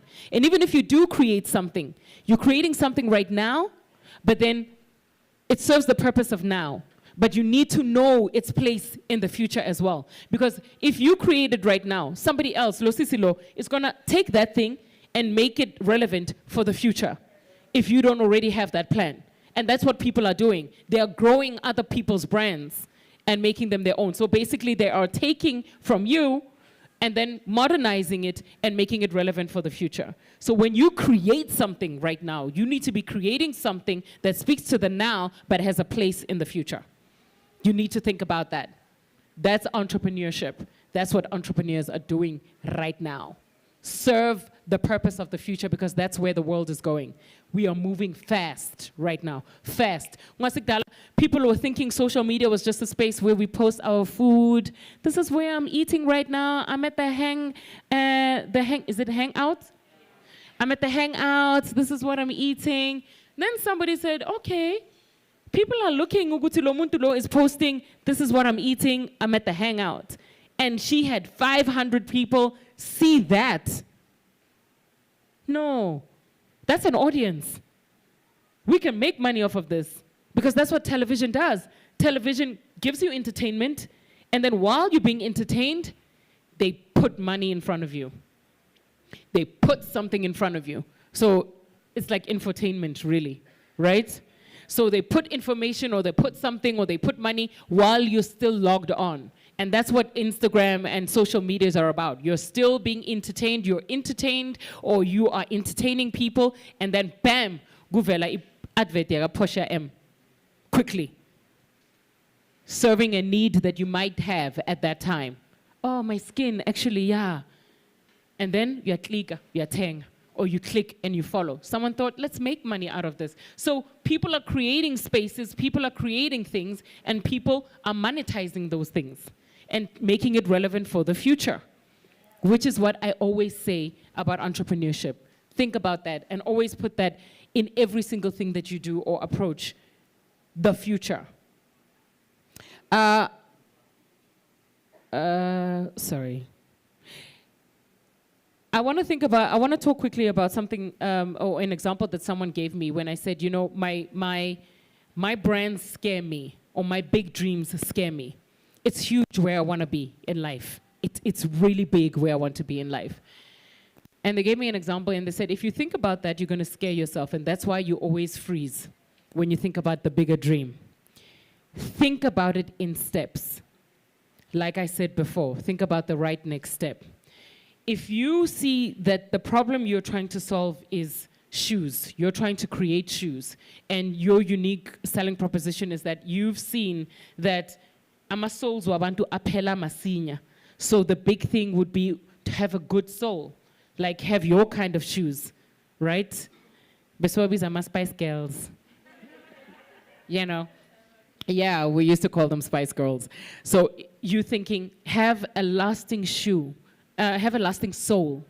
And that could be great for people who are always wearing shoes to go to school. Parents are spending so much money on school shoes, right? And their souls differ like a pile. I used to know that Gadi Tafis Zaga.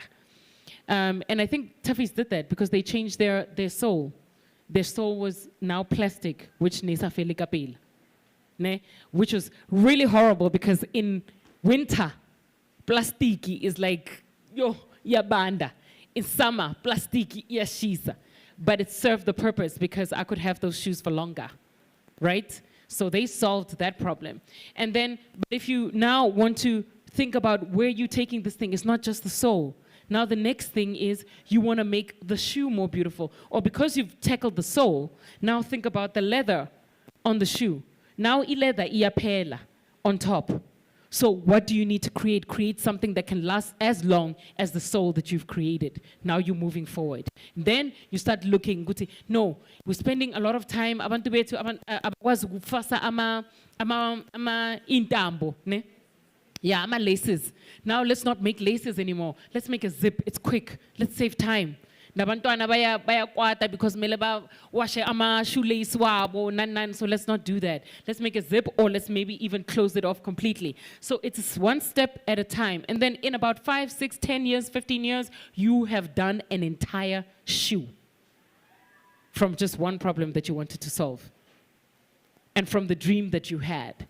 You have reached your dream and surpassed it by taking it one step at a time. I want to commend each and every one of you. There's just so much that needs to be said, but I know that we don't have a lot of time, so I'm not going to say much. But I want to commend each and every one of you for making the time and the effort to be here on a Saturday. That to me tells me how serious you are about the person you want to be and where you want to be in life. Because it's not a lot of people, especially now when we know we have limited time to party on a Saturday, to be here listening to people telling you about your business on a Saturday. Like, I really do want to commend you. The things to having a solid business and running a solid business, I will tell you this. One, the traction that Portia told you. Every business needs to have traction. Every business needs to show some sort of paper trail or some sort of success trail for anybody to take attention or to pay attention to it. Yes, and I know. When someone is coming to you and you can see the passion in their eyes about the business or the idea that they have, and they're like, I need your help. I want to start this thing, so I'm still waiting for funding, but I need your help. I want to do this. And you have to say no to that person. It's very painful for me to say no, because I've been in that kind of position, but I learned. Nobody's going to give you attention if you haven't shown them the kind of commitment that you have had, the suffering that you've had to endure to make this business work. Because what you're then asking me as an investor or asking me as a person of business or mentorship is to say, help me start. I am not helping you start. I am not. Anyege. Nyakchela manje nyege. Andizi. Do you understand what I'm saying? I'm not helping you start. Because if I help you start, then I've helped you get everything. The starting is what shows me your dedication. The starting is what shows me that you have what it takes to get somewhere.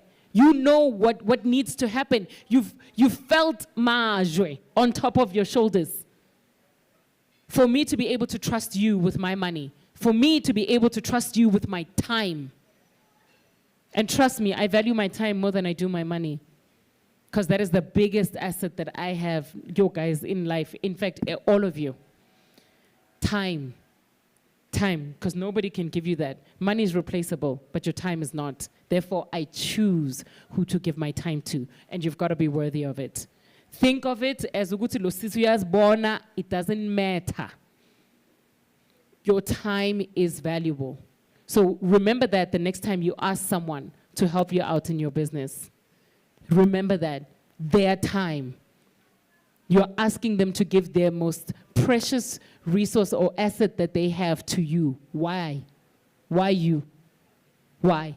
Because when?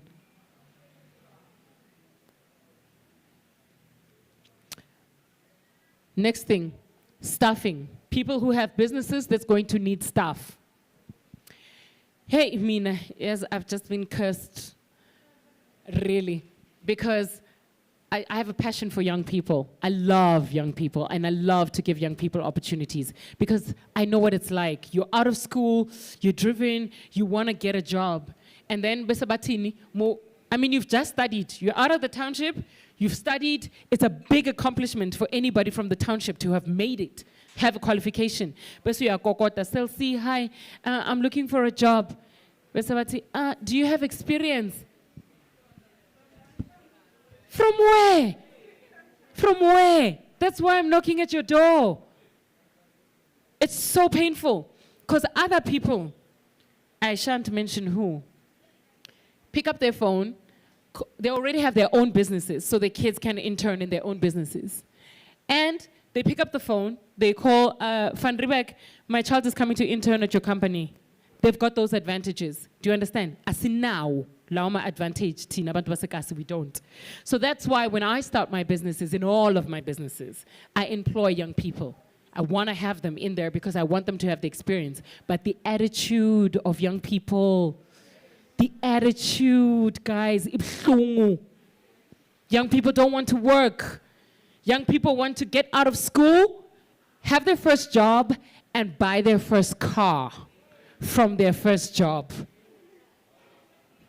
Anyeke uzuthola a young person othi, I'm here to offer my services, I need to do this, I want to learn. Nyeke, uzomuzo, I want to learn. Yes, I'm here to learn, and I'm here to offer my services. I passed Madam Cum Laude. Yes, upasile Madam Cum Laude, darling, but put it practical. Ibeke la in the business, it's very different. It's very different. How many kids have got a degree and are sitting at home right now? How many? How many? And what makes you different that I should give you the amount of money that you want me to pay you? What makes you different? What? I don't know. Angwazi. I don't know you. Show me who you are. Show me your worth. Show me your capabilities. Show me how invaluable you are. Then I can give you the amounts of money that you're talking about. Then I can make you, or rather give you the position that you say I need to give you. But do you think I'm going to give you exorbitant amounts of money because your qualification says you passed number 1 at class in lako? Baning aba number 1. Baning. The attitude, right? Staffing is important, guys. So don't go for the people who have the best qualifications. That's why institutions like churches will always rank number 1 in success rate, business-wise, success rate. Why? The people that work for them are people that are dedicated to the church, are people that have drunk the Kool-Aid because they believe every single thing about that church. Do you understand what I mean?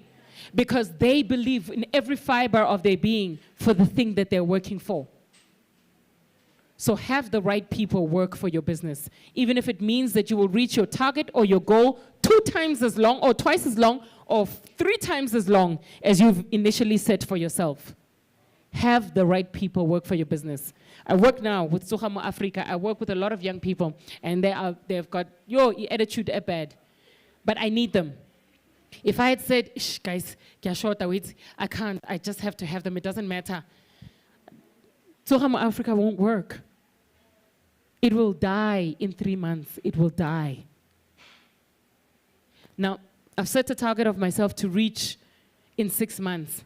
But if I keep those young people working for me, the wrong staff working in your business, you will die. Your business will die. You need people who believe in your dream as much as you do in your business. Right? And my phone keeps locking. We got a lock, guys. Guna secrets la.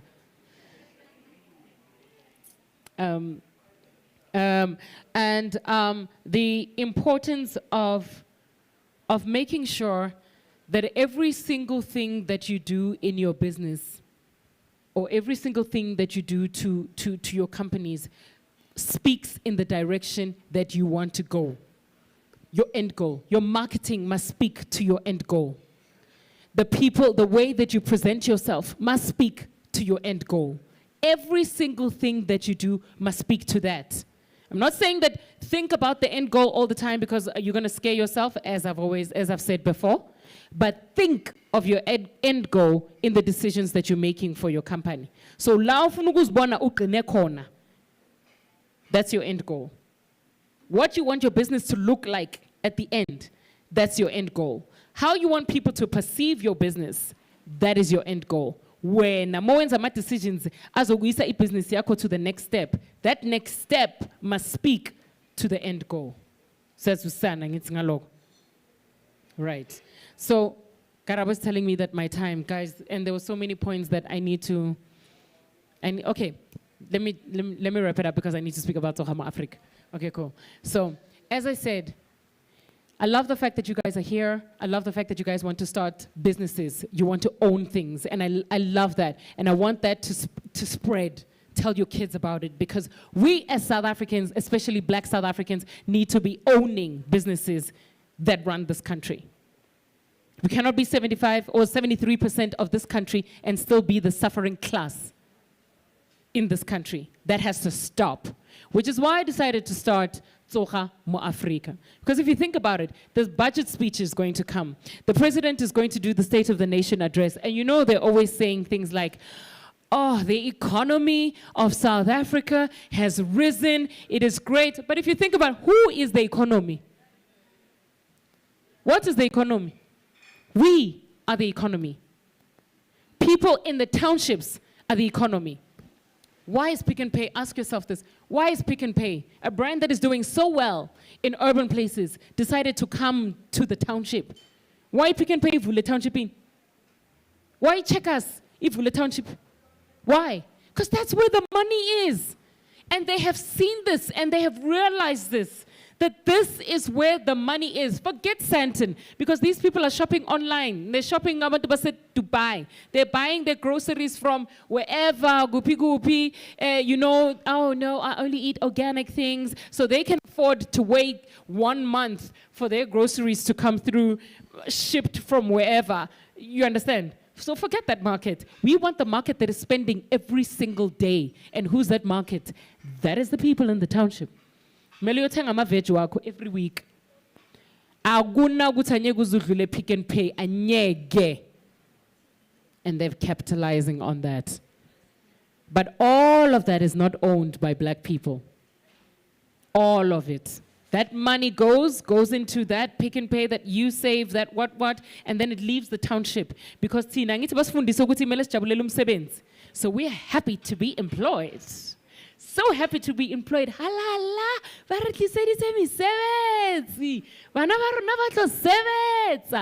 no, you're always going to be working for people, because the people that are making the real money are the people that have employed you. So why don't you become that person? Why? That's what Tsoga Mo Afrika is about. So Tsoga,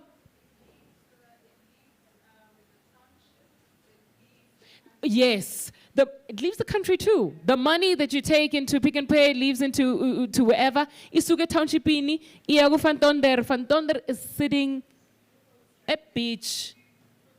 Leo mali yangena. Their kids are not studying here. Their kids are not from here. They're not buying from Proudly South African. They're not. When they have to pay, overseas. So the money leaves the country. And that's why we always have nothing, Tina. Imali zethu. And imali ezagini salary yakho. Ibuyela pi salary yakho ema-veg. Because we are on survival mode. So Tsoga Mo Afrika has decided to take only 100,000 individuals from each township. We've launched in 2 townships. One is Tembisa. The other township is Soshanguve. Soshanguve is doing really well. So we've launched, and what we're doing is we're taking 100,000 individuals and we're teaching you how to invest in yourself. Invest in yourself, right? Because you alone cannot go to a bank and ask a bank to give you a loan to open up a mall. They won't give you. Unless angazi ukuthi ukhola malini emsebenzini wakho then for you to be able to get that loan. And if you are that person, come and see me after this. I need to talk to you, you know? But we're taking 100,000 individuals and we're saying together, there is power in unity.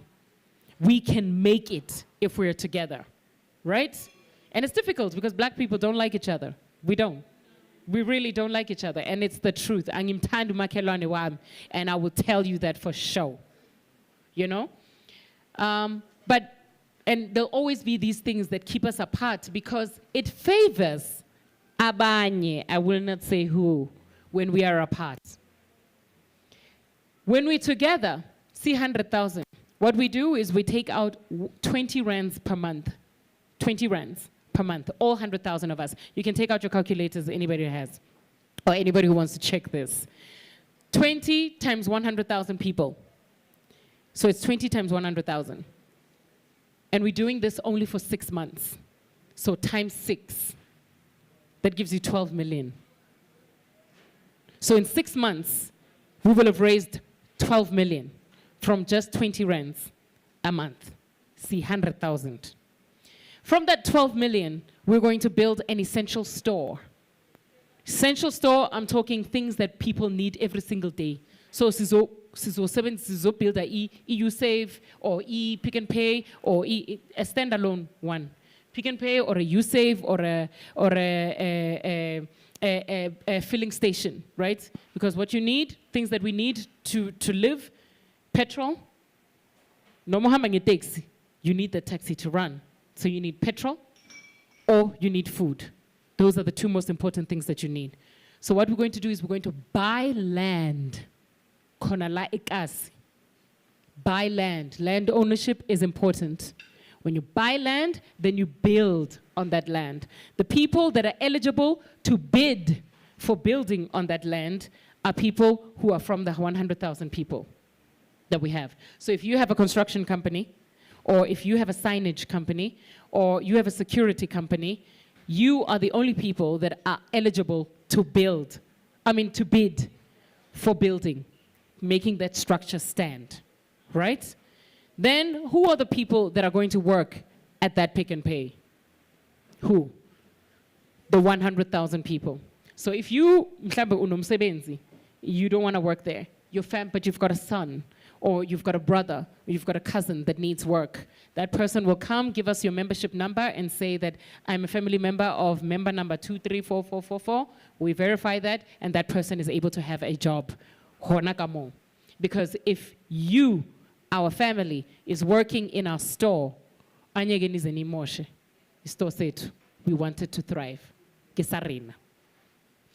When we build, in that 6 months, when we start building, we will be offering free business management courses to people who want to know how to manage businesses, because you are going to be a business owner. You are a shareholder. 100,000 people, you're a shareholder of those businesses. 2, we're offering skills development, and we're offering customer service, because we don't want our business to na all black-run businesses, like Home Affairs, right? Where someone will say, Martha, ashua moutlile arena na idea. I get to give me a guy. No, that will not be happening at any of the Tsohama Africa businesses. You need to offer the proper kind of service to your customers. Why do you think people run to white people all the time when we say, business?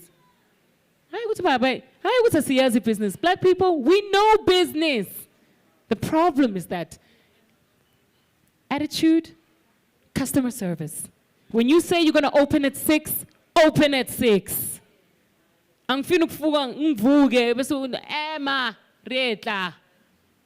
No. When you open at 6, you open at 6. When you say your business hours are these hours, people, it's customer relations. Then people start to trust your brand. And that's the reason why we're saying we're starting with brands that people know. We're starting with opening up a Pick n Pay, because people trust the brand. They trust Pick n Pay, they trust the quality, they trust all of that. So that's the only way that we can make profits, because people will come to a Pick n Pay because they trust Pick n Pay, right? The profits that come from that Pick n Pay, half, if that Pick n Pay makes 50 million a year, right? That 50 million, half we share amongst us, the other half we take and we build something else. So the next year, we're building a filling station and a U-Save. So now we've got a Pick n Pay, a filling station, and a U-Save. And the next year, the dividends from all 3 of those companies, the same thing is going to happen. Half we share amongst us, the other half we go and we build something else. So in about 6, 7, 8 years' time, we will be getting dividends from how many businesses around the township? A lot. We will own businesses, essential stores, voila. If you own a Pick n Pay and you own a U-Save and you own a ShopRite, do you think you're going to take your child to go ayotenga a ShopRite? You won't. You will not. That money that you're earning is going to go into your company. Your company. And then izobuyi bhatale wena futhi. So we are circulating the money within the township. Then the economy of the township, rise. The value of the township, rise. You understand? That's what we're trying to build. That's what we're trying to have. The main purpose of us starting Tsoga Mo Africa is to break black tax. Because if you're the only successful person in your family, kuyafana. Leo male we earn. Imele itlokomele sesi, itlokomele ngwana sesi, itlokomele ngwana malume. Your sister passed away and she left 2 children. You have to look after those children. So the hard work that you've done in making yourself successful, you still can't enjoy it. Because Leo Mali meli sebenzela wonke umuntu futhi still. So Tsoga Mo Africa accepts people from the age of 3 months old all the way to 90, 80, whatever, it doesn't matter. As long as you're an existing human being and ohlala lana ekasi. Do you understand? When I spoke about the bigger picture and I said the bigger picture would scare me, do you understand that in about 5 years' time, when we move to a different township now, we will not be saying the first thing we're going to build, people, is a Pick n Pay? No. Now we'll be saying the first thing we're going to build, guys, we're building just for argument's sake, we're building a Pick n Buy. I'll say Pick n Buy, because I don't have a name. Pick n Buy, that is ours. That is our franchise. Top quality, same quality as Abo Pick n Pay, Abo USave, Abo all of those things. Do you understand what I'm saying? Then we take those things and when we move to the next township, they have to start with a Pick n Buy before they build other things as well, before they build a filling station, before they build something else. Then eventually it will filter into filling stations. You have your own filling station, your own name. Aisali Shell, Aisali BP, Aisali Ing. So it's your own brand that's being developed by your own suppliers. People will be buying now the next thing when people are saying, no, we don't want to buy a Pick n Pay anymore. We want to buy a farm. You buy a farm. So your Pick n Buy is being supplied by your farm. So inyama ivela efamini yenu izo supply Pick n Buy yenu. The brands that are inside there are brands from abantu basekasi, obviously vetted and quality brands. Do you understand? Ama veggie are from organic, you understand? So tengisa ama body spray lawa. What's it called? Kifilwe. Oh, that's beautiful. Now says tengisa ma kifilwe. People are spraying kifilwe instead of spraying Revlon. Yamazu Revlon when? Yamazu Mrs. Revlon. No, angmaz mini Mrs. Revlon, but you are idli mali am shem. You are but now kifilwe nyamaz nangla. Nangla, I can see kifilwe. Do you understand what I'm saying? Ninga sabi ama black products, guys. Why is it so easy for you guys to go into Triple M, to go into Kipi? Nidliwi mali, ninga sabi kuluma siyanazi nyanbon. It's to go into Ama Herbalife, to go into Ama Avon, to go into Ama Tupperware, nidliwe imali, and you don't even know this. Crowd One. How many of you in Crowd One? 1,800 to join. You joined, but you don't know Mr. Crowd One. Yamazu Mr. Crowd One. You don't, but he's some Switzerland somewhere, Mr. Ndondoni. You don't. But here's an individual that you know. Noguti, if they give you anything that's subpar to what they promised, you can even go and knock on their door and say, Yele. Because lenta is savings. So you would rather lose your money on somebody that you don't know than lose your money on somebody that omaziyo ongamlanda nogumlanda. Because nizweni nibone ubuso obuhle obumhlophe, and immediately that said trust. Trust your black brands. Trust them. Trust them. If you were open now, the same way that when they said there was a Woolworths that was opening, and you said, Ian, what is this? Okay, let me try it. You walked in because they advertised it, and it had a white face on it, and it was beautiful, and it was packaged beautifully. You walked in. The same attitude that you did with that is the same attitude that you should have with the black products. You guys are selling black products, yet you don't support black products. you have a black business, your books are not gonna, as soon as you start making money, your books are not gonna be run by a black accountant. Trust.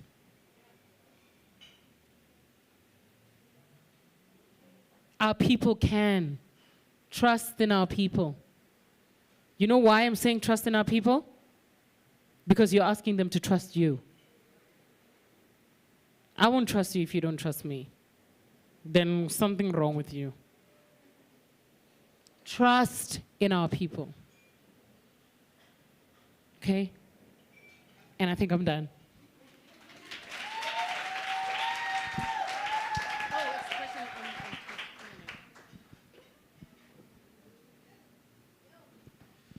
Yo. All right. Thank you so much, Puti. Do we have questions? All right. Because of time. This is why my job is so difficult. Because of time. I've seen the hands. Some of them I've seen. We're going to take 3 questions because also we have to be out of the building. I'm going to take 5 questions. I've seen 1, 2, 3, 4, 5, 6, 7. Oh, Monya, did you count me? Okay, I'm going to take this 3, ne? Take 3. Please, please, please, please, please. No 2 minutes, 3 minutes. What? Please just, no, really. The people that need to go, we need to be out the building. It's been an amazing day. As for slow is right? Let's get straight to the point. I'm going to take the first 3. Can we get the other mics, boo? Just 3 questions. Let's please get to the point. Yes, you do. People need to hear you. People need to hear you because we're recording. We're online, so you need the mic.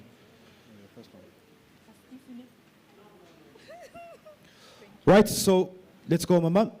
Hello, Puti. I wanted to find out how do we join your foundation, and can we trust you more without only just 20 and like go a bit more compliance? Yes. Hence, there's a little bit the bank, which I'm not going to mention. I think you saw. Yes.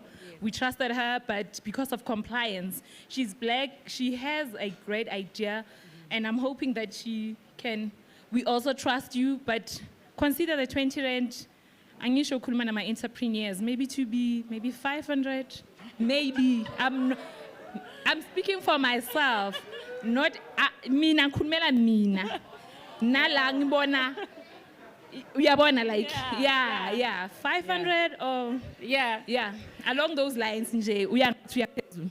Okay, thank you so much for your interest in Tsohamo Africa. We are on www.tsohamoafrica.co.za and on Instagram at Tsohamo Africa, on Facebook page at Tsohamo Africa. Okay, so the reason why we decided to do this as at 20 rands because we wanted it to be for everyone. And for kids as well, and also like emikukwini and things like that. You know what I mean? So, 20 rand aganayo. You understand? As time goes on, you know, maybe once we've done, you know, enough townships and we decide to do a Tsohamo Africa, something like Tsohamo Africa Elite, where we're now talking to business owners, and then we say, guys, your investment will be this much. And you can be from any township. You don't have to be from one township. You can be from anywhere. Then we come together and we say, guys, then Aranteng Bukana, then you know we can develop places. These I guess like AfriForum. AfriForum did that. AfriForum, Mahua, Akagani, and they built their own university now in Centurion. Kachaltabona. Their own money. They didn't ask anybody, they didn't ask anything. Government, no, they did it themselves because they understood the power of unity. So, you know, we'll eventually get to a place like that where we're able to build our own schools, hospitals, things like that that benefit our community. For now, sifuna ukubuilda izinto ezizozinikeza imali. Qala. Once sinayo le mali, we can be Oprah and start building schools, you know? Yeah, but thank you so much for that. But that can be something that we can do in the future, look into in the future. Okay, I'm Dan. Actually, it's so funny. Then when I robber because you ask questions, there wasn't about for somebody else the opportunity. Okay. Actually, I knew about your brand around 11 September. I was stuck in Ghana because of COVID. So somebody in Ghana sent me the link. I think, no, like, I have it here. You were speaking about a young boy who sells water. But I did send your office an email. I didn't get any response because in my foundation, I can't like represent the same age group who wanna invest small amount of money. Are you serious? Yes. Whoa! Did you sent us an email on info? Info, yes. Info. Yeah. Okay. I also get. I need to check that and then just see me quickly before we go. Okay. I need to check. There's no ways. At first we were a little. I'll be honest with you. At first we were overwhelmed because we didn't think that we were going to get the response that we got in the beginning. Like it was overwhelming, the support of people. I didn't think Veso move us so fast. So, and I hadn't employed like a lot of people. So now I have, so there's no ways that they shouldn't have replied to you, but I'll be able to be on that like ASAP. Thank you so much for bringing that to my attention. Thank you. Next person. So, this is Pussy. Hi. I manufacture baby skincare ointments for skin irritations. My question is on staffing. How do you, because I have a problem, I hire individuals and brand, and then you end up having to let those people go. How do you then select abantu, not really based on the qualification, but how do you see ukuthi this one will then run with the vision of the company? And then yeah, I'm also interested in the Tsoga Africa. Yeah, Yes, Tsoga Africa. All right. You know, I'll tell you this as a business person, the signs are always there, but we always want to ignore them. The signs are always there. Umuntu ozovuka late, afika emsebenzini wakho late, uyambona, and then they're not even apologetic about it, you know? They'll just be like, I'm a taxi. We're going to strike, so it's in a scene. When they're working from home, a person who's always giving excuses, who's always like, load shedding, you know, but when you can see an individual who's like, it's load shedding, but ngibeli taxi manje ngihamba nyala etown ngiyohlala McDonald's because kune Wi-Fi lapho ngizokwazi communicator now. That's a person to keep. That's a person to invest your time and your money in. Because we ask Guti, you always have Godama programs where you invest and you give people, you invest your time teaching someone. That's an investment, teaching someone. So you don't want to be going around to teach umuntu 2 months down the line because young people like to job hop a lot. So you've got to be careful about that. See the signs. The signs are always there. And don't, no matter how much you love a person, no, some people, you can see this person has got a good heart, but they're not giving you the results that they need to give you. You need to let that person go. And remember this, when someone is causing a problem in your business, you do not move a problem. Because once you take a problem and you move a problem somewhere, that problem is going to cause problems where you've moved it. So the only way to let go of a problem is to get rid of it. You get rid of a problem. Umuntu maka problem uyambona already, stand some. Let them go. Put people on a contract that makes them have a trial period for 3 months. Yeah. So they get a retainer, show yabatali salary engani for 3 months. So at that time, they're proving themselves to your company. And then after 3 months, you say, I'll give you employment, annual employment. I'll give you a year's contract. Don't be quick to give people permanent employment, 2 years contract, things like that, because we as binder. Give them a year's contract. After the year, we review. If you're not hitting the numbers or you're not giving the company any value, you let them go. Don't be afraid. I know it's the most difficult thing to do as an employer. Letting people go, it's difficult. But it's something that you need to do because your baby is number one. Think of it like umtanako. If umuntu okusebenzelayo endlini is not treating your child right, you won't even think twice about it. Uzothi mama nyabonga ne na imali yakho, thank you. Hi Puti. Hi. Hi everyone. My name is Dumelo. For myself, I would just like to, applaud. It's not a question as such. It's just to applaud because I think for us as a black people, I was reading a book way back, speaks about the economy rather. It's a spiderweb economy where people are actually, it shows the Jews, it shows the Indians, how they actually, come together and actually, work together in building an economy that's sustainable for them as a race or as a people, So what you were doing pretty much is something that's been way long time needed in Africa, not only in South Africa, but in Africa as a whole, because we need such as a black people. Yes, there's conditionings psychologically, because there are traps that have been put for us to be disunified as a people, but if there are initiatives like this that can actually help people to, have a different mindset, a different perspective as to say, because we have the capabilities, we have the abilities. It's just that thing, get the teachings out of our heads, unlearn certain things that we've been taught as a people that, Rona, business, business is business. We need to invest in our own things. So now mine is not a question, it's just, I love your idea and I'll definitely be involved in whatever way, just to be a part of that movement. It's a movement, it's a great movement. It very is. much. Thank you. Thank you so much. Thank you, thank you, thank you.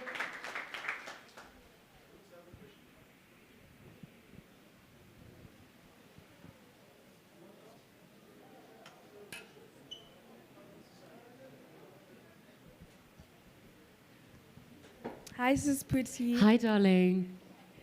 First of all, I'd like to say that you are such a powerhouse, and I've been captured from the moment you started speaking. My name is Koketso Muremi, and I'm 19 years old. I am a founder of Legacy Arts Africa, which is a performing arts academy, and also a founder of a movement, a youth success movement called Catalyst for Bold Action, and Miss Teen Social Entrepreneur finalist. So my question is, how do you keep yourself focused on your goals? Because like you said, your dreams can get quite scary, and I related a lot. Because like as I'm sitting right now, like my dreams are just running, and you just, striking a whole lot of questions. Often I get opportunities on a daily basis, and I don't know how to turn them down, some of them, because I'm focusing on other things, and I've been told that you can't be a jack of all trades but master of nothing. So I just want to know, how do you maneuver through it all and just keep yourself focused on the goals, and how do you know which is the right time to actually take up a certain opportunity? Because like recently I actually got this other opportunity to come up with a social impact program for a radio station, but I couldn't know how to turn down that opportunity as much as I'm dealing with so much on the side. So I don't know if I should turn it down or I should continue. Yeah. Okay. You're a beautiful young girl. Thank you. One thing about me that I know it's not a lot of people that have this. One, I have such a strong support system. Like the guy sitting over here, he's always, we're going to get in the car right now. He's going to be on some, next time, you ma o tshwantse o highlight ntwe so, o tshwantse o ire so, and o ska te dauda, o ka re no te dauda ho bolela ntwe so. He's that guy. Like, look at the you're that guy.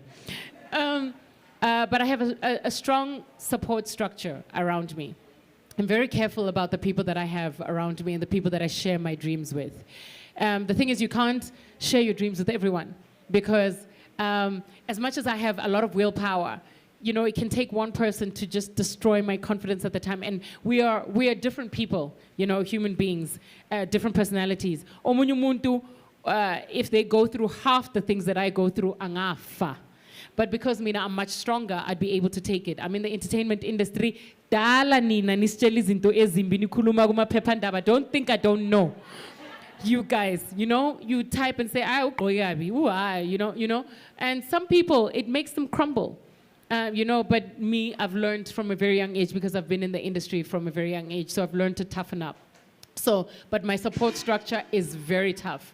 Believe in who you are, believe in yourself. Yes, you cannot spread yourself too thin, because otherwise you won't be able to be be yourself and give whatever project you're doing the best of your ability.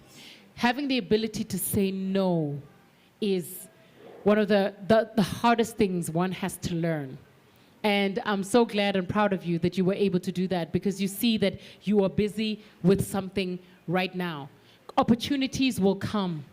They will always come. Yes, there are those opportunities where people believe like it's an opportunity for a lifetime.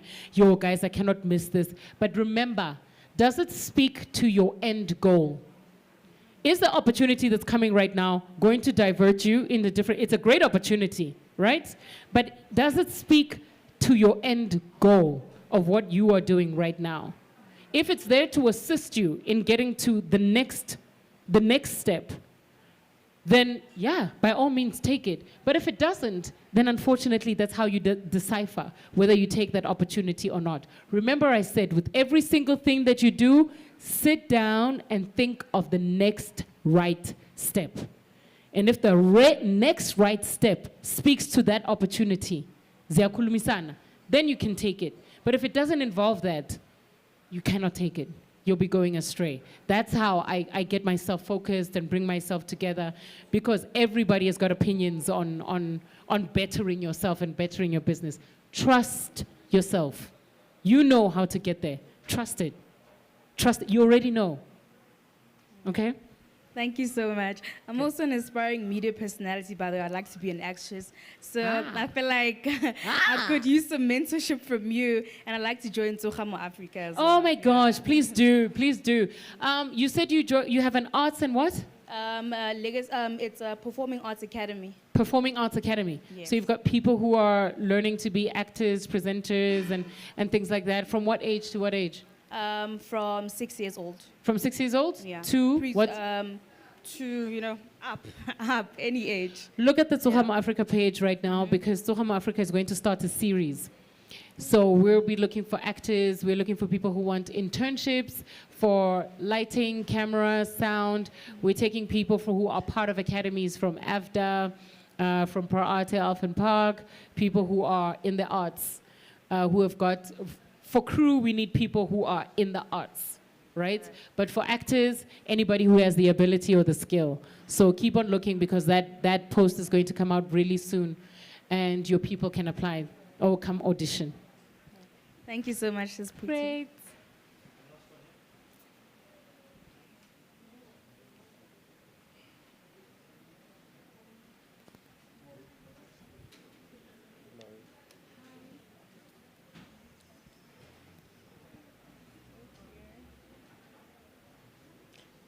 The mouse doesn't want to come up. You're the body girl. Like. Hi, Puti, how are you? Good, thank you. My name is Nokbonga, and I have a question in regards to what you were talking about. So I was born in Alex, and part-time grew up in Alex, then my parents moved. So now how do we infiltrate back into the township to come create opportunities there and help there? Because I think every time when you go back, they look at you like you're an outcast, like you're not even part of them, but that's where you were born, and you identify with the township as much as you didn't live your whole childhood there. So how do you go back and infiltrate the township industry? I'll tell you now, this has been like one of my biggest challenges. I feel like it's been one of my biggest challenges, for the township, and this is also why I created Tsogamo Africa. A lot of people, then they're like, oh, okay, yeah, utsini, it's right, Shem. Because they feel like you're throwing, they like to throw pity parties. I know this with my friends and my family. Pity parties. Because if you make it feel like uzela ukuzobabhekela phansi, it's your approach.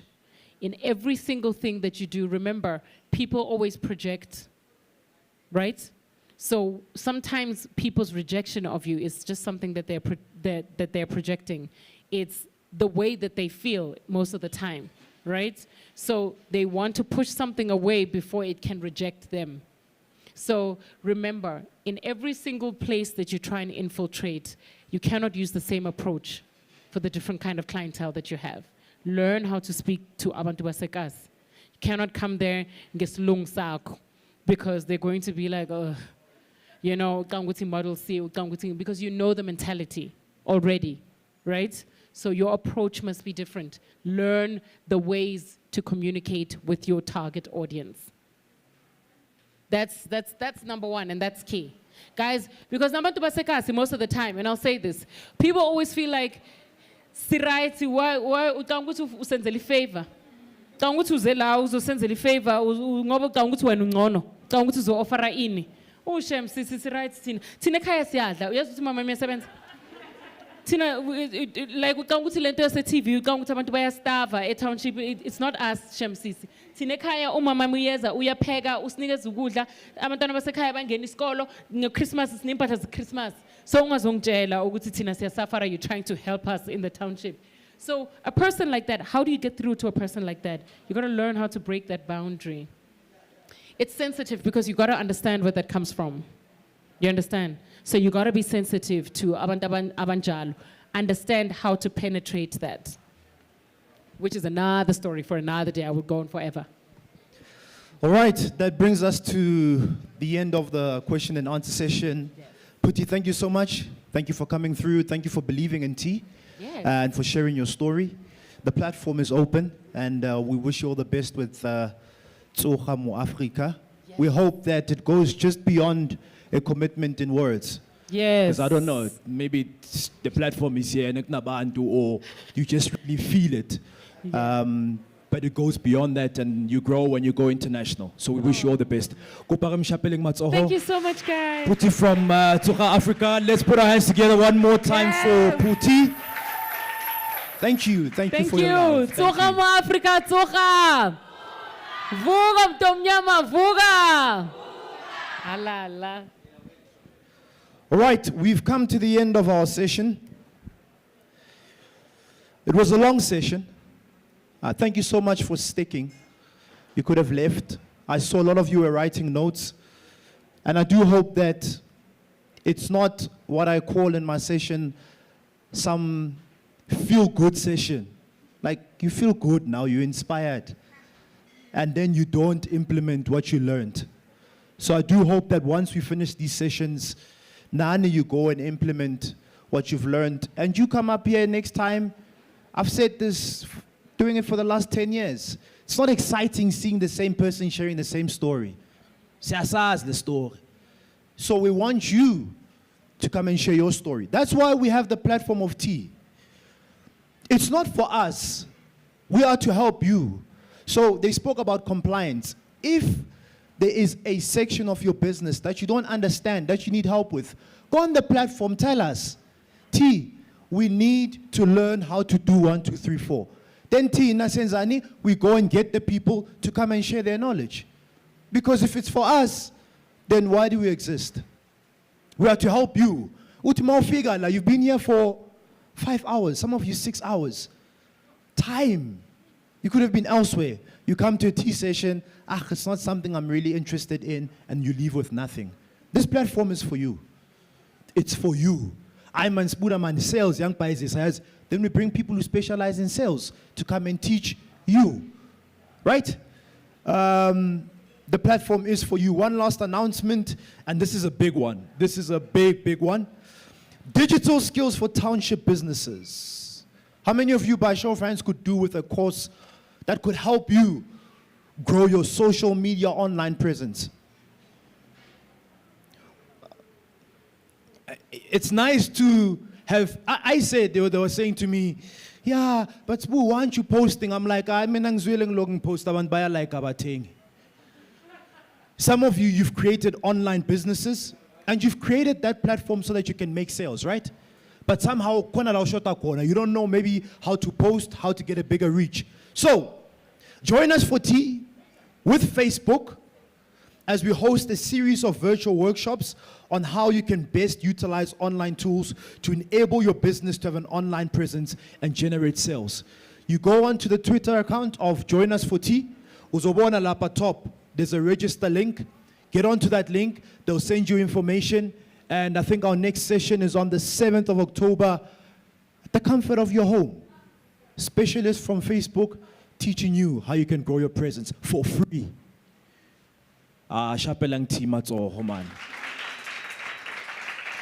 So that's a big one for T, and that's a big one for Facebook, and that's a big one for you. The platform is for you. My story, my heritage. Once again, a big thank you for coming. We'll see you at our next session. Be on the lookout on our social media platforms. When I say hashtag, you say join us for tea. Hashtag? One more time, hashtag? Enjoy the rest of your afternoon. Take care and God bless you. Thank you.